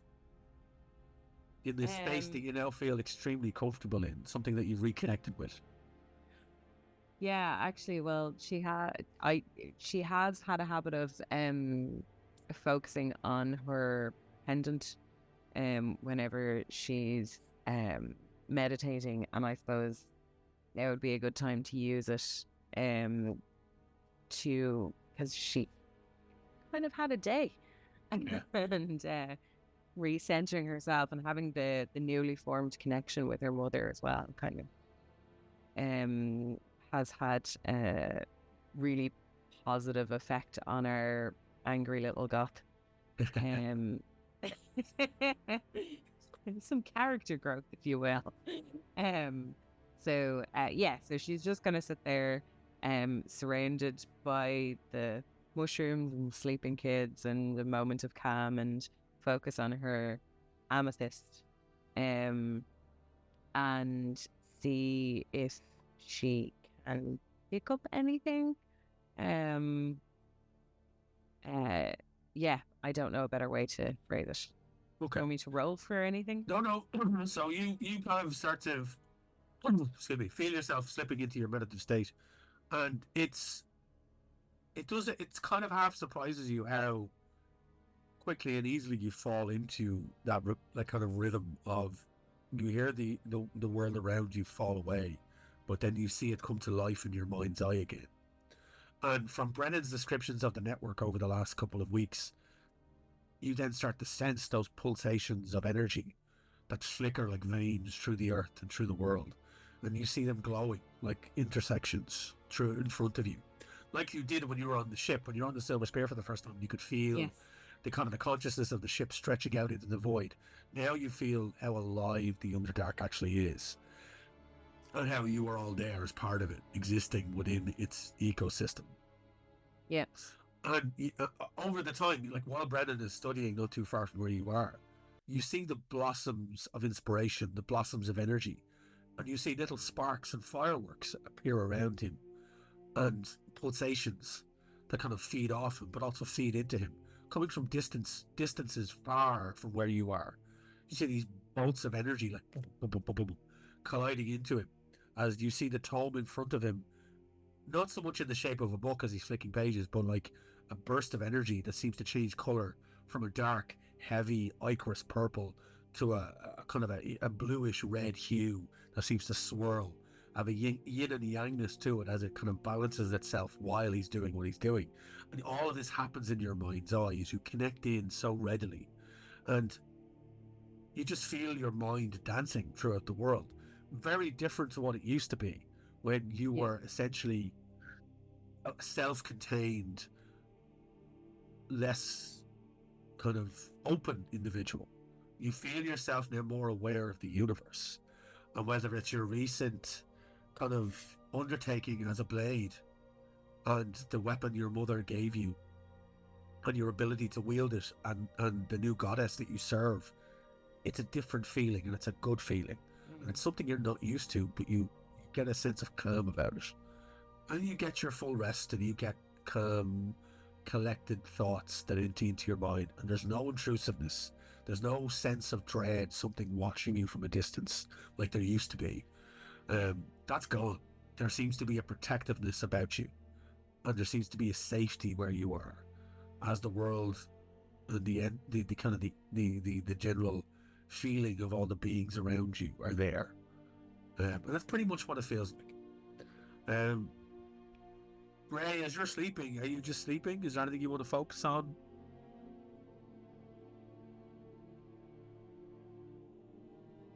Sorry. Yes, I'm just asleep. You're just Gray is just so asleep. while all of this is So happening. asleep right Gray is dank and damp, and there's that smell of wet fur wafting through the Underdark, mixing with all the scents. And the long rest comes to a close, echoed by Gray's snoring, as all of you start to rustle yourselves awake. Fires are put out.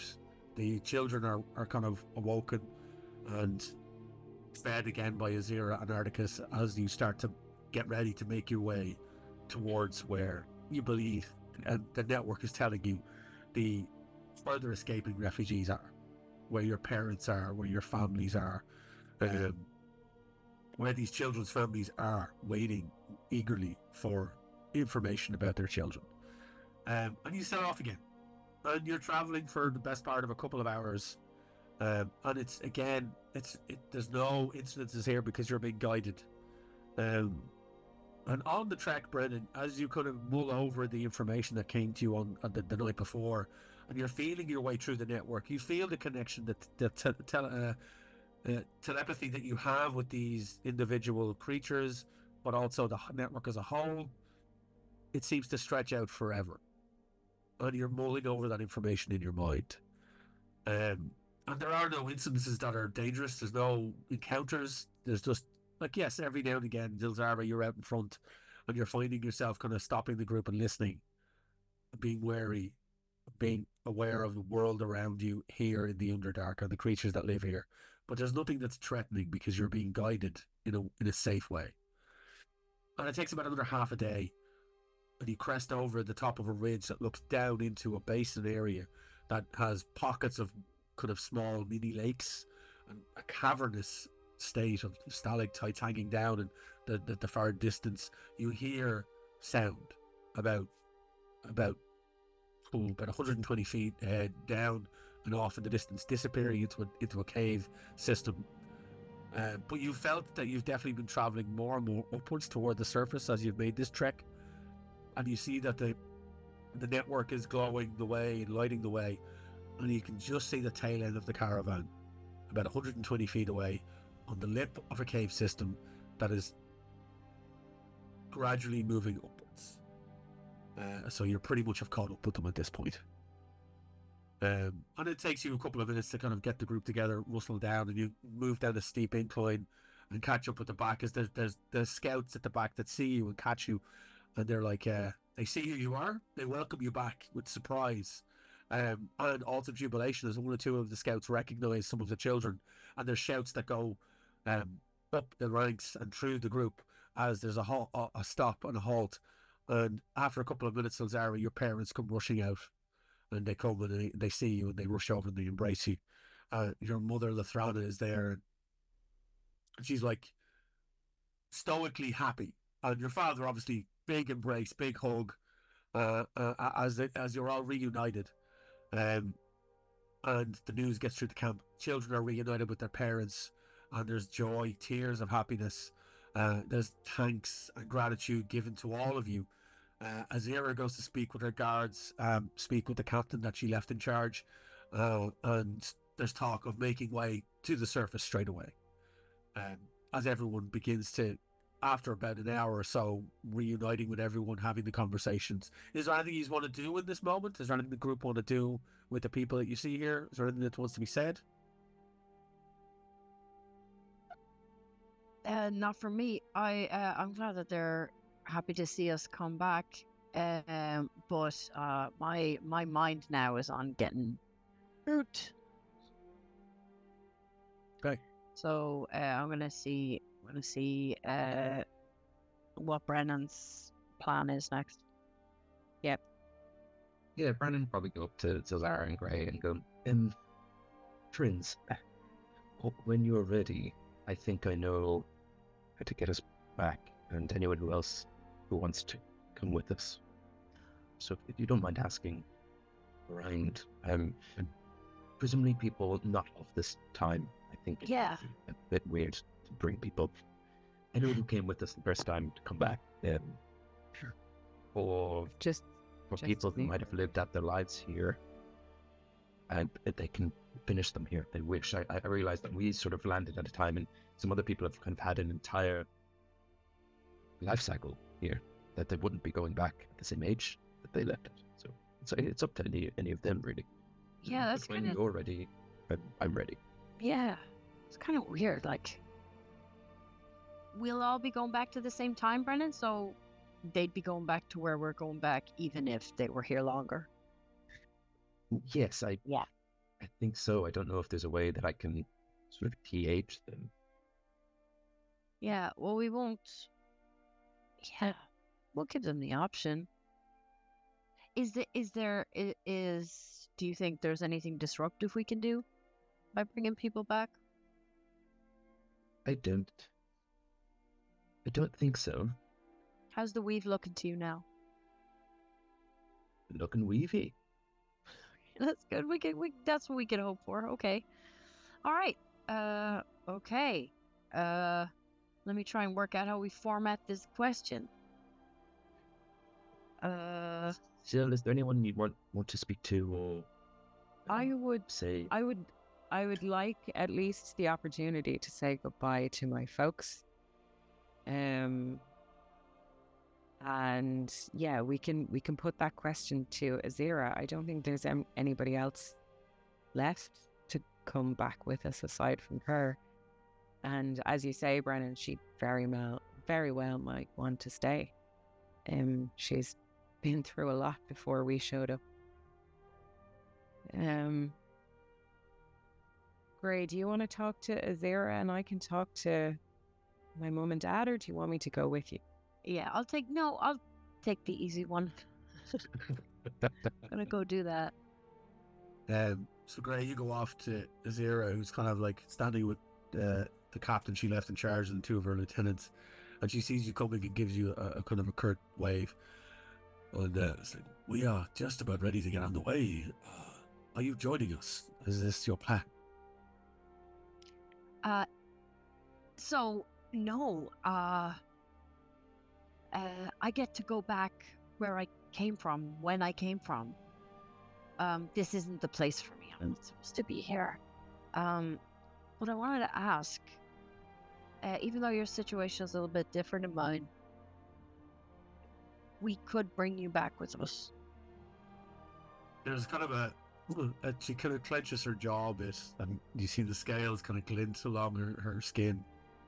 She's like, I believe my time where there is gone. My place is here with these people. It's my collection of followers. We worship Saloon in this place and do what we can. And these people need us. If I was to leave now, I will be betraying my order, betraying everything I've built here. So I think I shall stay. But I thank you. It has been good seeing you again. And I think maybe I don't think we'll see each other again in the future, given my age, unless something miraculous happens. But Well, I mean, you never know. we live in the realm of dragons. Anything is possible. And she puts her kind of large, scaly hand on your shoulder and gives it a squeeze. So, Aw. well met, Grey Pipstrell. May your travels be safe. And may you arrive where you meant to aim for, I guess. Yeah. Yeah, I hope so too. I'm glad you found your place. I'm glad you're happy. This is great. I'm happy for you. And it's okay you're not coming back with us. It's NPC. I mean it's NBD. We'll never know when we'll fall through another portal again, so look after yourself. Look after the life you have here. It was great to meet you. And just as you say that, the Articus walks up. Articus walks up behind us, like states to Zira, I believe we're ready to go now. Everyone's ready, packed up. And he sees you, Grey. He's like, did I just hear you leaving? Yeah, we got a chance to travel in the way we'd have to. Oh, right. Well, take care of yourself. Hopefully we'll meet again in the future, I suppose. Whenever you'll find yourself. Yeah, maybe. Yeah, well met. And he kind of puts out a gloved hand to shake your toe beans. And he kind of gives you a kind of a firm look and a nod, and then turns. You just see his shield slung over his shoulder, walking off, and he kind of disappears into the group and into the crowd as he starts to guide some children up the kind of the path up and out of the Underdark, off into the distance. The last thing you see of him is just him picking up a child, posting him up on their shoulders, and he just walks off and vanishes into the crowd. And it's at that point we cut to Zilzara. So, make my way to their caravan, I presume. Yeah, they've packed up. Everything is neat, and there's a small cart that they're pulling up in this section, and they're making sure everything is secure. And your father looks up and sees you, and he's like, "Oh, we're about to get on the way. Are you coming?" That's why I'm here. I have the opportunity to go back to where we came from, with Gray and our new penguin friend. So this is where I leave you. Well, I mean, you're not really leaving us. And he kind of hoists up baby Zilzara, who's wrapped in swaddling clothes and just like out cold, asleep. But I mean, yeah, that's true. Be patient with her. She's gonna go through some grumpy years, but don't ever doubt that she still loves you. I mean, look at the stock you're from. And he kind of gestures to your mother, who's standing there stoically, kind of just arms crossed, looking at the both of you, or the three of you even.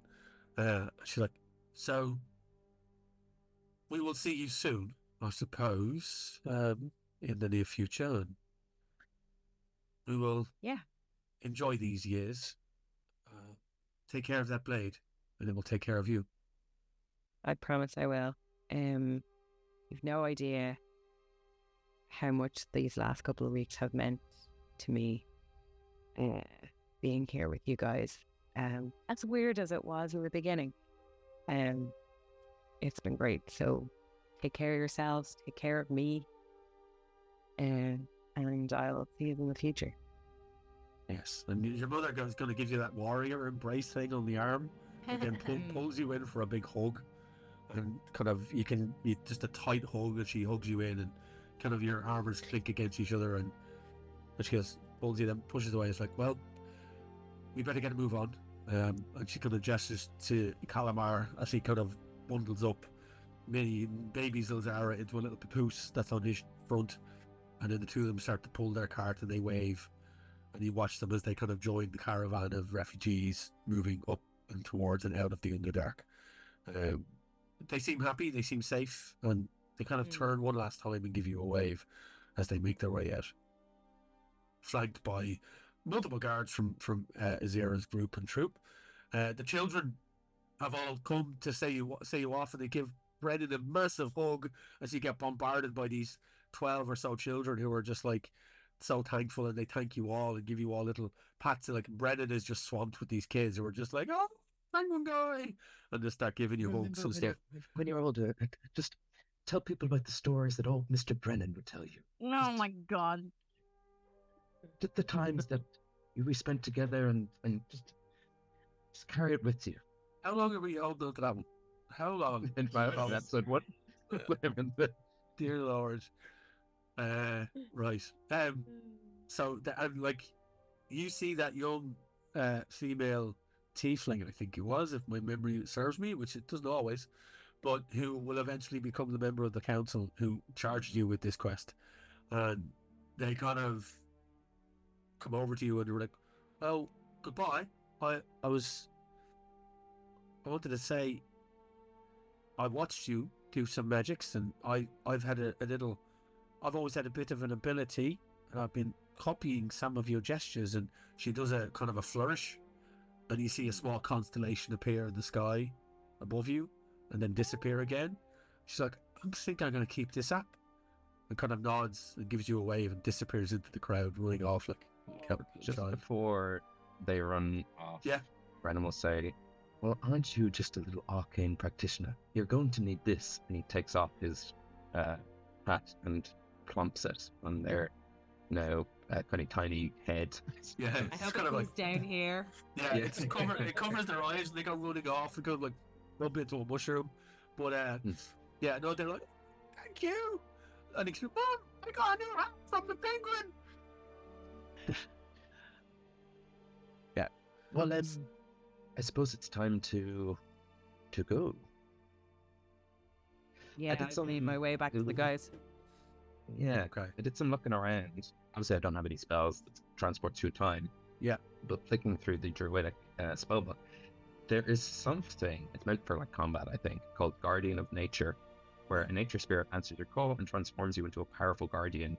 The transformation lasts until the spell ends, a minute. Then let's not worry about that. And I can choose one of the following forms: Primal Beast or Great Tree. And Great Tree sounds like a very easy way to tap into that network. And by tree, I mean mushroom. Yeah. So if we're okay with a little bit of arcane bullshittery, that would be like, Brennan will try to like fungi himself to connect and Okay. Yeah, they do talk They're to the very trees. stuff. They do that. They do be doing that. So as the kind of the caravan of refugees disappear off and up towards the surface, the three of you literally are left there, and then as they disappear, the last person vanishes off. You kind of watch them go. Brennan kind of waddles over to where the largest clump of blue mushrooms are. He kind of nestles himself kind of in between a few of them. They kind of flop around him and kind of join in. And you kind of reach out and put a flipper on each of them. And you watch as his form morphs and changes. He grows kind of a root system that digs deep into the ground from his flippers. His cloak wraps around him and forms some form of kind of like stalkish bark that stretches and elongates him as he becomes like a kind of a black and whitish penguin coloured mushroom type shape with a cap that kind of floats out, mimicking his once wizard hat that is now gone, but sits atop his head with that point that kind of spreads outwards as it grows and stretches. And you notice on the stalk of the mushroom, there's all these little half moons and stars and little shooting stars and comets and stuff like that. Strong brand, always Just on like branding. all the way up as it follows him. That Brennan, you feel yourself reach into the network, and it's like your senses come alive, and your sight is rushing through the Underdark up into the surface. But then you connect with the weave at the same time, and you feel the energy rush into you, where you can see the universal flow, and you can see the pockets of chaos off in the distance, but you can see the life and the energies and the arcane blips, and these two small dots of Zilzara and Grey as they sit there staring in disbelief as their penguin friend becomes one with the mushroom network. But you then stretch out, you push past space and energy, and you feel the distant stretch of time, and the network grows, ever expanding, feeding into the universe, feeding into the weave as the magics pulsate through you. And then you start to see gateways, doorways, openings, lights, blinking off, blinking on, different colours, shapes and sizes, just spread out forever, and your mind expands beyond nothingness. Are you looking for any particular point?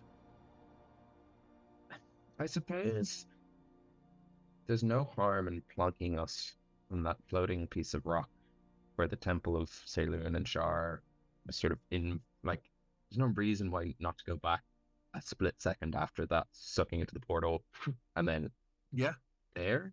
You know, I don't know where else we would plonk them, because I can always make my way back to the council from there. Yeah. And there's no point in me kind of dragging these guys along to some boring paperwork and bureaucracy.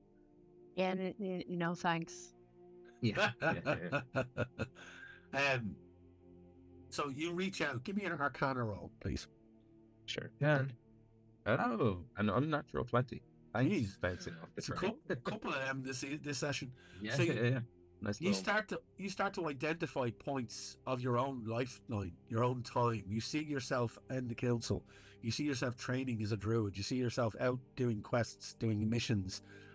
You see the moment in time where the council sent you to the temple to discover what this break in the weave was. You see yourself traveling there on a Spelljammer ship that you have paid passage on, that will drop you in the vicinity and then hightail it out of there.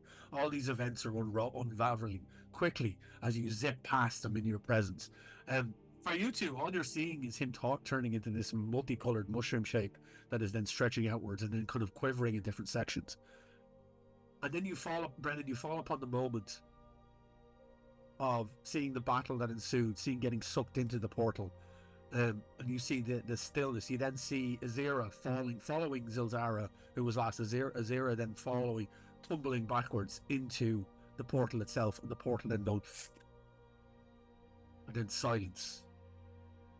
And you see the temple, stillness, dust settling. What you two see is the stalk of Brennan splitting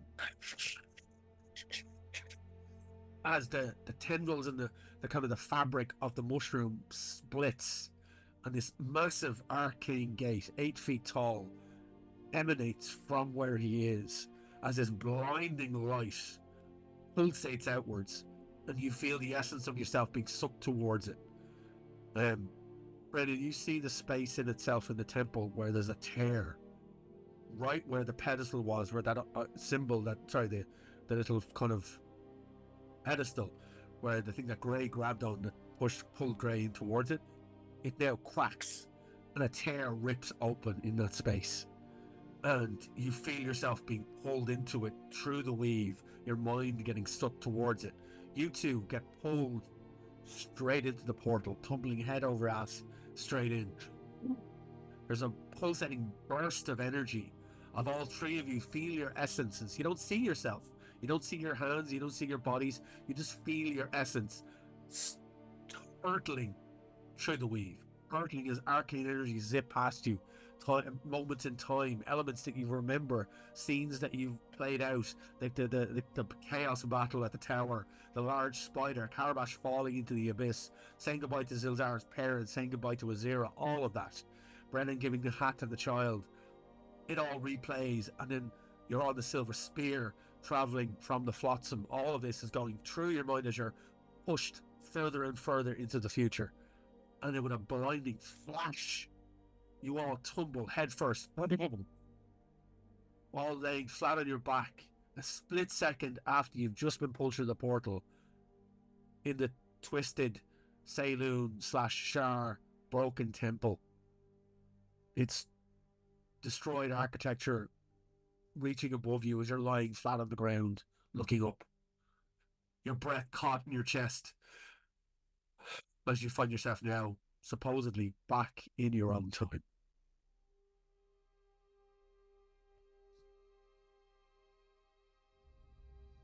Is there... Hello? Is that you? Yeah. Right, you reach over and you're like toe beans all over Zill's face, just like, yeah, that's Zill. We're back.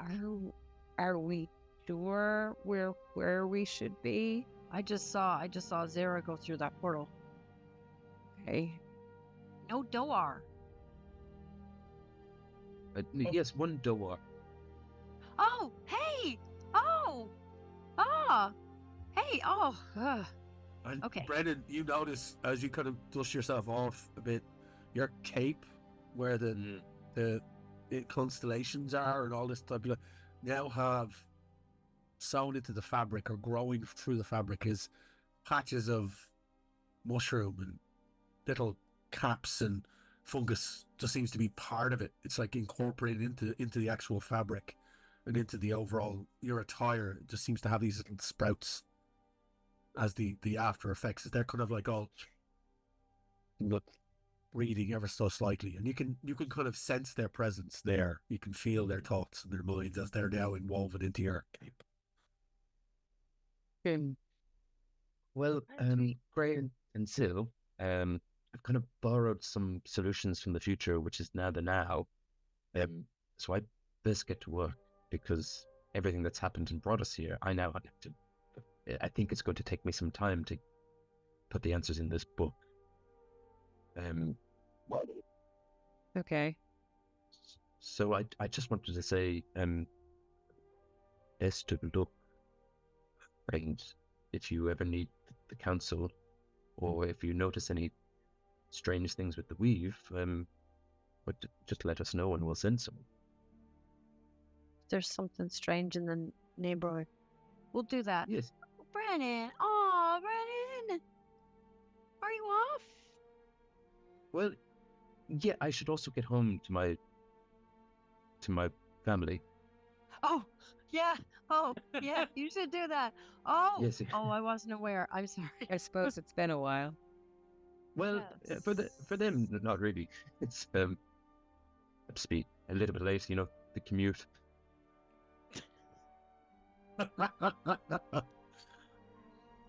Well, Brennan, if I wasn't all a little bit drained from not saying things to somebody I was saying goodbye to, I'm drained from keeping my thoughts to myself in the past. So I hope I get the balance right here. I feel very lucky to have worked alongside you, man. You're a cool guy. He's a fun guy. Which it's very Wayne, good. kick her off. Wayne, kick her off. Kick her off. She beat me to it. We're trying to maintain standards here. What standard? I know. I know. Okay, sorry. Jill is laughing. She sees stony face as Yes, usual. yes. Zil would I never do that. want to observe the curve crack that joke. That's what I want. Do you think we'll break Deadpan. Zil enough Yeah. in time that she'll become a dad joker? Do you think that will? It Maybe. could happen. And strange things have happened on this game. Brennan, you did it. You got us back. As you say, best of luck in your endeavors. If we find anything strange or startling or unusual with the weave, what is the best way to contact you? Good question. Do I is there anything like a business card or like do the council? Wayne, you would know this more from a council point of view. How do we find everything or is it one of those Stepping I'll stones? find you? Yeah. The council send out their operatives. So what? Yeah.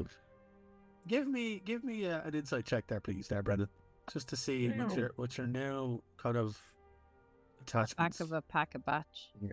It's a 12. 12.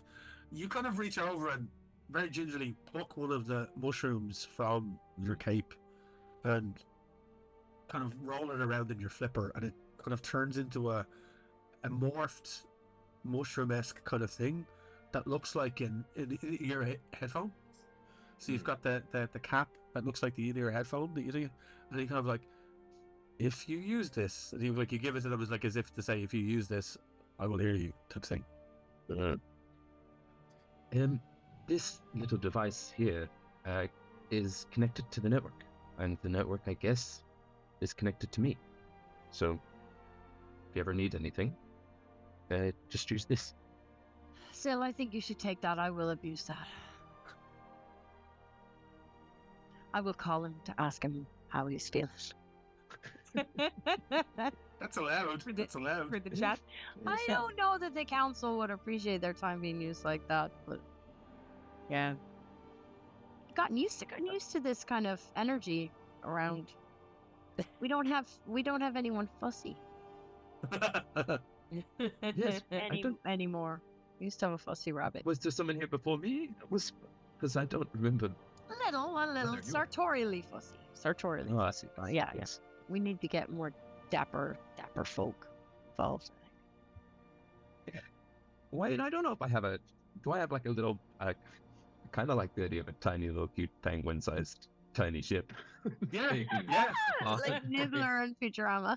Yeah. Come on. There's like a small like spelljamming raft tied up on the other side of the. Let's just say it's tied up on the other side of the temple. So it's like it's kind of like that. It's a one-man dinghy spelljammer with like a small little penguin-shaped helm that you sit into, and It's a little igloo. Yeah, it propels you through space with that put. I need fan art, please. Yeah. So like it's got that like little onboard motor like. It's a little tugboat. Yeah, exactly. Yeah. Full on pingoing through space. Yeah. So. Yeah. Well, I get the feeling it's not necessarily goodbye forever, but just goodbye for now. Sure. It's been great, Brennan. It really has. If all going well, I have to go back to the very important thing I need to do. But since time is now sort of a bit more steady and predictable, keep your eyes out for a little save the date. If they say yes, wish me luck. And Brennan waddles away towards his little ship. We're taking a fucking wedding episode now. Which is going to guarantee yes. Excellent. Oh, wow. Oh, Yeah. didn't even give it her. Penguin wedding episode in the near future, or in the future, if everyone may survives. Yeah. Yeah. So Brennan heads off towards his little put boat. The two of you are left to make your way back out towards the Silver Spear, I take it. Yeah. Yep.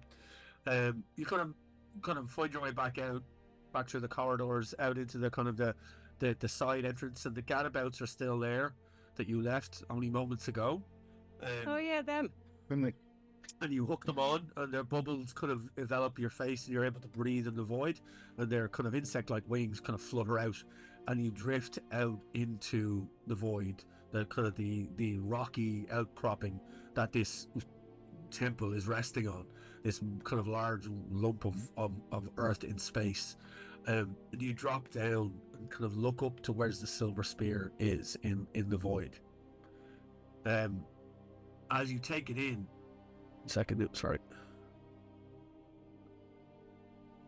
you are outside the rooms, the both of you, gadabouts on, looking up towards where the Silver Spear is, and you see the ship itself hanging in the void.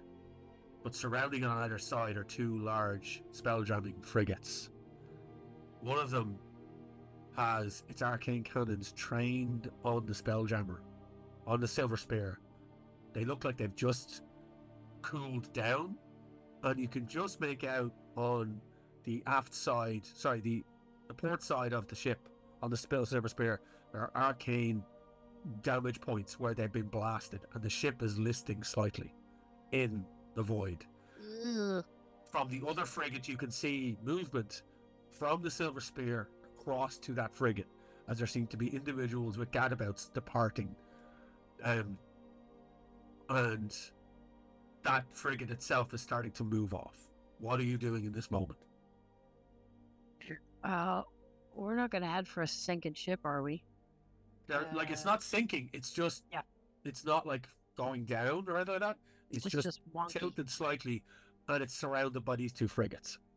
But the frigates seem to have powered down their weapons, and then the one that the people are travelling from the Silver Spear on across Yeah. to is starting to move away. Ooh. Is there any way we can sneak back onto the Silver Spear without the folks on the frigate seeing us? Can You I could roll try- perception? Yeah, you can roll perception. You can also try and move stealthily if you wish. And remember, you still have your Misty Step as well, which gives you 30 feet of distance. You're about Shit, son. you're about 250 feet away from this. As you land down outside the ruins, you look up and you see, because you have that distance to cross to get across the void to the ship. So, what did you roll there, Greg? 24, baby. Nice. Second B of the day. Wow. With a natural 20, you look out, Gray, you kind of, your ears kind of inside the gadabouts kind of bubble shape, your ears kind of prick up and you look and your feline eyes take in the space, the people that are moving across, and there seems to be a large kind of hulking form with a gadabout, but they also have an individual draped over their shoulder as they are using a grappling hook to pull themselves towards the frigate that's departing. There are one or two individuals moving with them. You can see people moving about with a natural 20. You can see people moving about on the deck of the Silver Spear, and they seem to be trying to right the ship and pull it back up. There are arcane flashes on the deck in its arcane engravings where it's coming to life. It is moving, but it has taken some hits from these two frigates. The other frigate now is starting to pull away. The one that looks like it had its cannons out is also starting to pull away. But the spear seems to be kind of dead in space, as in it's not moving. They're kidnapping someone. They've got someone. I'm gonna tell Zilda. Can we see who that is? With a natural 20, you're moving. You make out the very obvious shape of Captain Mingna draped over the shoulders. Oh, look at Mingna! Jesus! Draped over the shoulders of a gadabout wearing Carabash as he departs the Silver Spear. Oh God! So we gotta follow him, right? Can we follow him? We can't follow him in these. We're gonna have to get back on the spear. Okay, let's get back on the spear. And if it's Carabash, who else is involved? Is it Mingna's dick dad? Yeah. I think it's roll me a history check, please, both of you. Okay. L'histoire. Remember, though. 10. 17. Zilzara, you look up and you see the standard that is flying on both of these ships, and it is indeed the standard of Mingna's father. Mingna's dick dad. Yeah. The Iron Pirate, the Pirate Lord, who you were warned about, that seems to be undertaking these. And also remember, the crew that went down into that temple that followed you, that you followed, that went back in time, that particular individual that's now prisoner of Azira was a member of their crew. Right. Their ship, you saw their ship before you went into the temple. You saw one of those frigates at a distance, and you know that they dropped crew off, and that was the crew that you would follow through time. And dispatched a couple of them and then followed that individual. They were the ones that were trying to initiate the rite. And that was the one that you followed back to time, who essentially became an agent of chaos. Are you making your way back to the spear? Yeah. I think it's the most logical thing to do. Yeah. The frigates are departing. The time it gets you to get from where you are, usually got about to move up, and the frigates have departed off, and you see them go into essentially hyperspeed. But just as you get to the spear, before that last frigate pulls off, you see standing, hanging from the rigging, staring you down as you step onto the ship. You see on that frigate the chaos-filled face of Carabash, his eyes crazed, his face sunken. As the ship then turns, hanging, Mingna laid out on the deck, as the crew of that frigate move back and forth, all of them imbued with chaos, all of them infected, all of them followers of Tharizdun, as you land in on the spear and that frigate goes into hyperspeed. There is panic on the deck, there are shouts, and then somebody, a small dwarven figure, one of the engineers you'd seen before in the galley, pushes out from below deck, pushes out from where the engineering section is, where the twin helm sits, and rushes like, "Where's Merrick? We need the doctor now, in the helm room," and he rushes and disappears back inside. So you are on the spear now at this point, both of you. Right. We need to figure out who's left. If have they only just taken Ming Na and obviously Carabash? Yeah. But who else is left? What Yeah, state we're gonna have they try left and us do in? people inventory. Yeah. It's at that point. Resources inventory. Yeah, you see some familiar faces milling about, but then you see the Dr. Merrick rushing from one section after tending to an individual that seems to have numerous stab wounds across their body. He kind of casts some healing spells. His pointed elven ears. He's got tight cropped white hair and a pointed white beard, kind of like musketeer-like. As he steps up and he's like, "You're back. Move out of the way." And he kind of rushes towards the helm room after the dwarf came rushing out, calling him. You see him disappear down into the bowels of the ship. The ship is still it's been righted ever so slightly, and you can see bird marks on the decking. You can see part of the hull on the side is broken to one side as it took a surprise hit. And there's commotion as you hear people rushing down into the bowels of the ship. Okay, I'm gonna tell him that I can help with this, and I'm going to volunteer my healing ability. Okay, so you follow him into the ship? Yeah. Okay. Zara, what are you doing?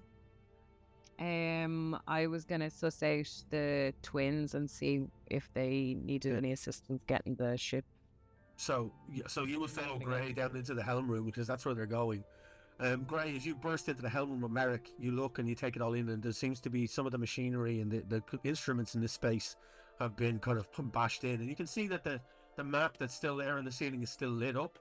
But as your kind of eyes take in the room, you look over, the twin helm is sitting there, and slumped against the side of it, a large blade protruding from his chest, is Carrad, one of the twins, limp. The other twin holding him against him, tears streaming down his face. Elevar is like, "The bastard killed him. They killed my brother."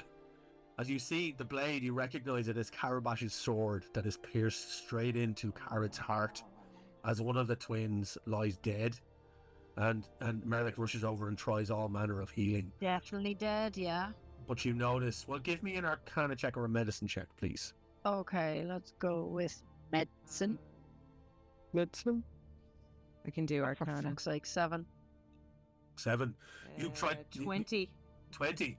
So dirty Gray, 20. Gray, you're kind of like panicked by this sight, but then Zilzara rushes in and kind of sees it. Zilzara, you notice that the blade itself is dripping. Particularly, you would notice this from your dealings.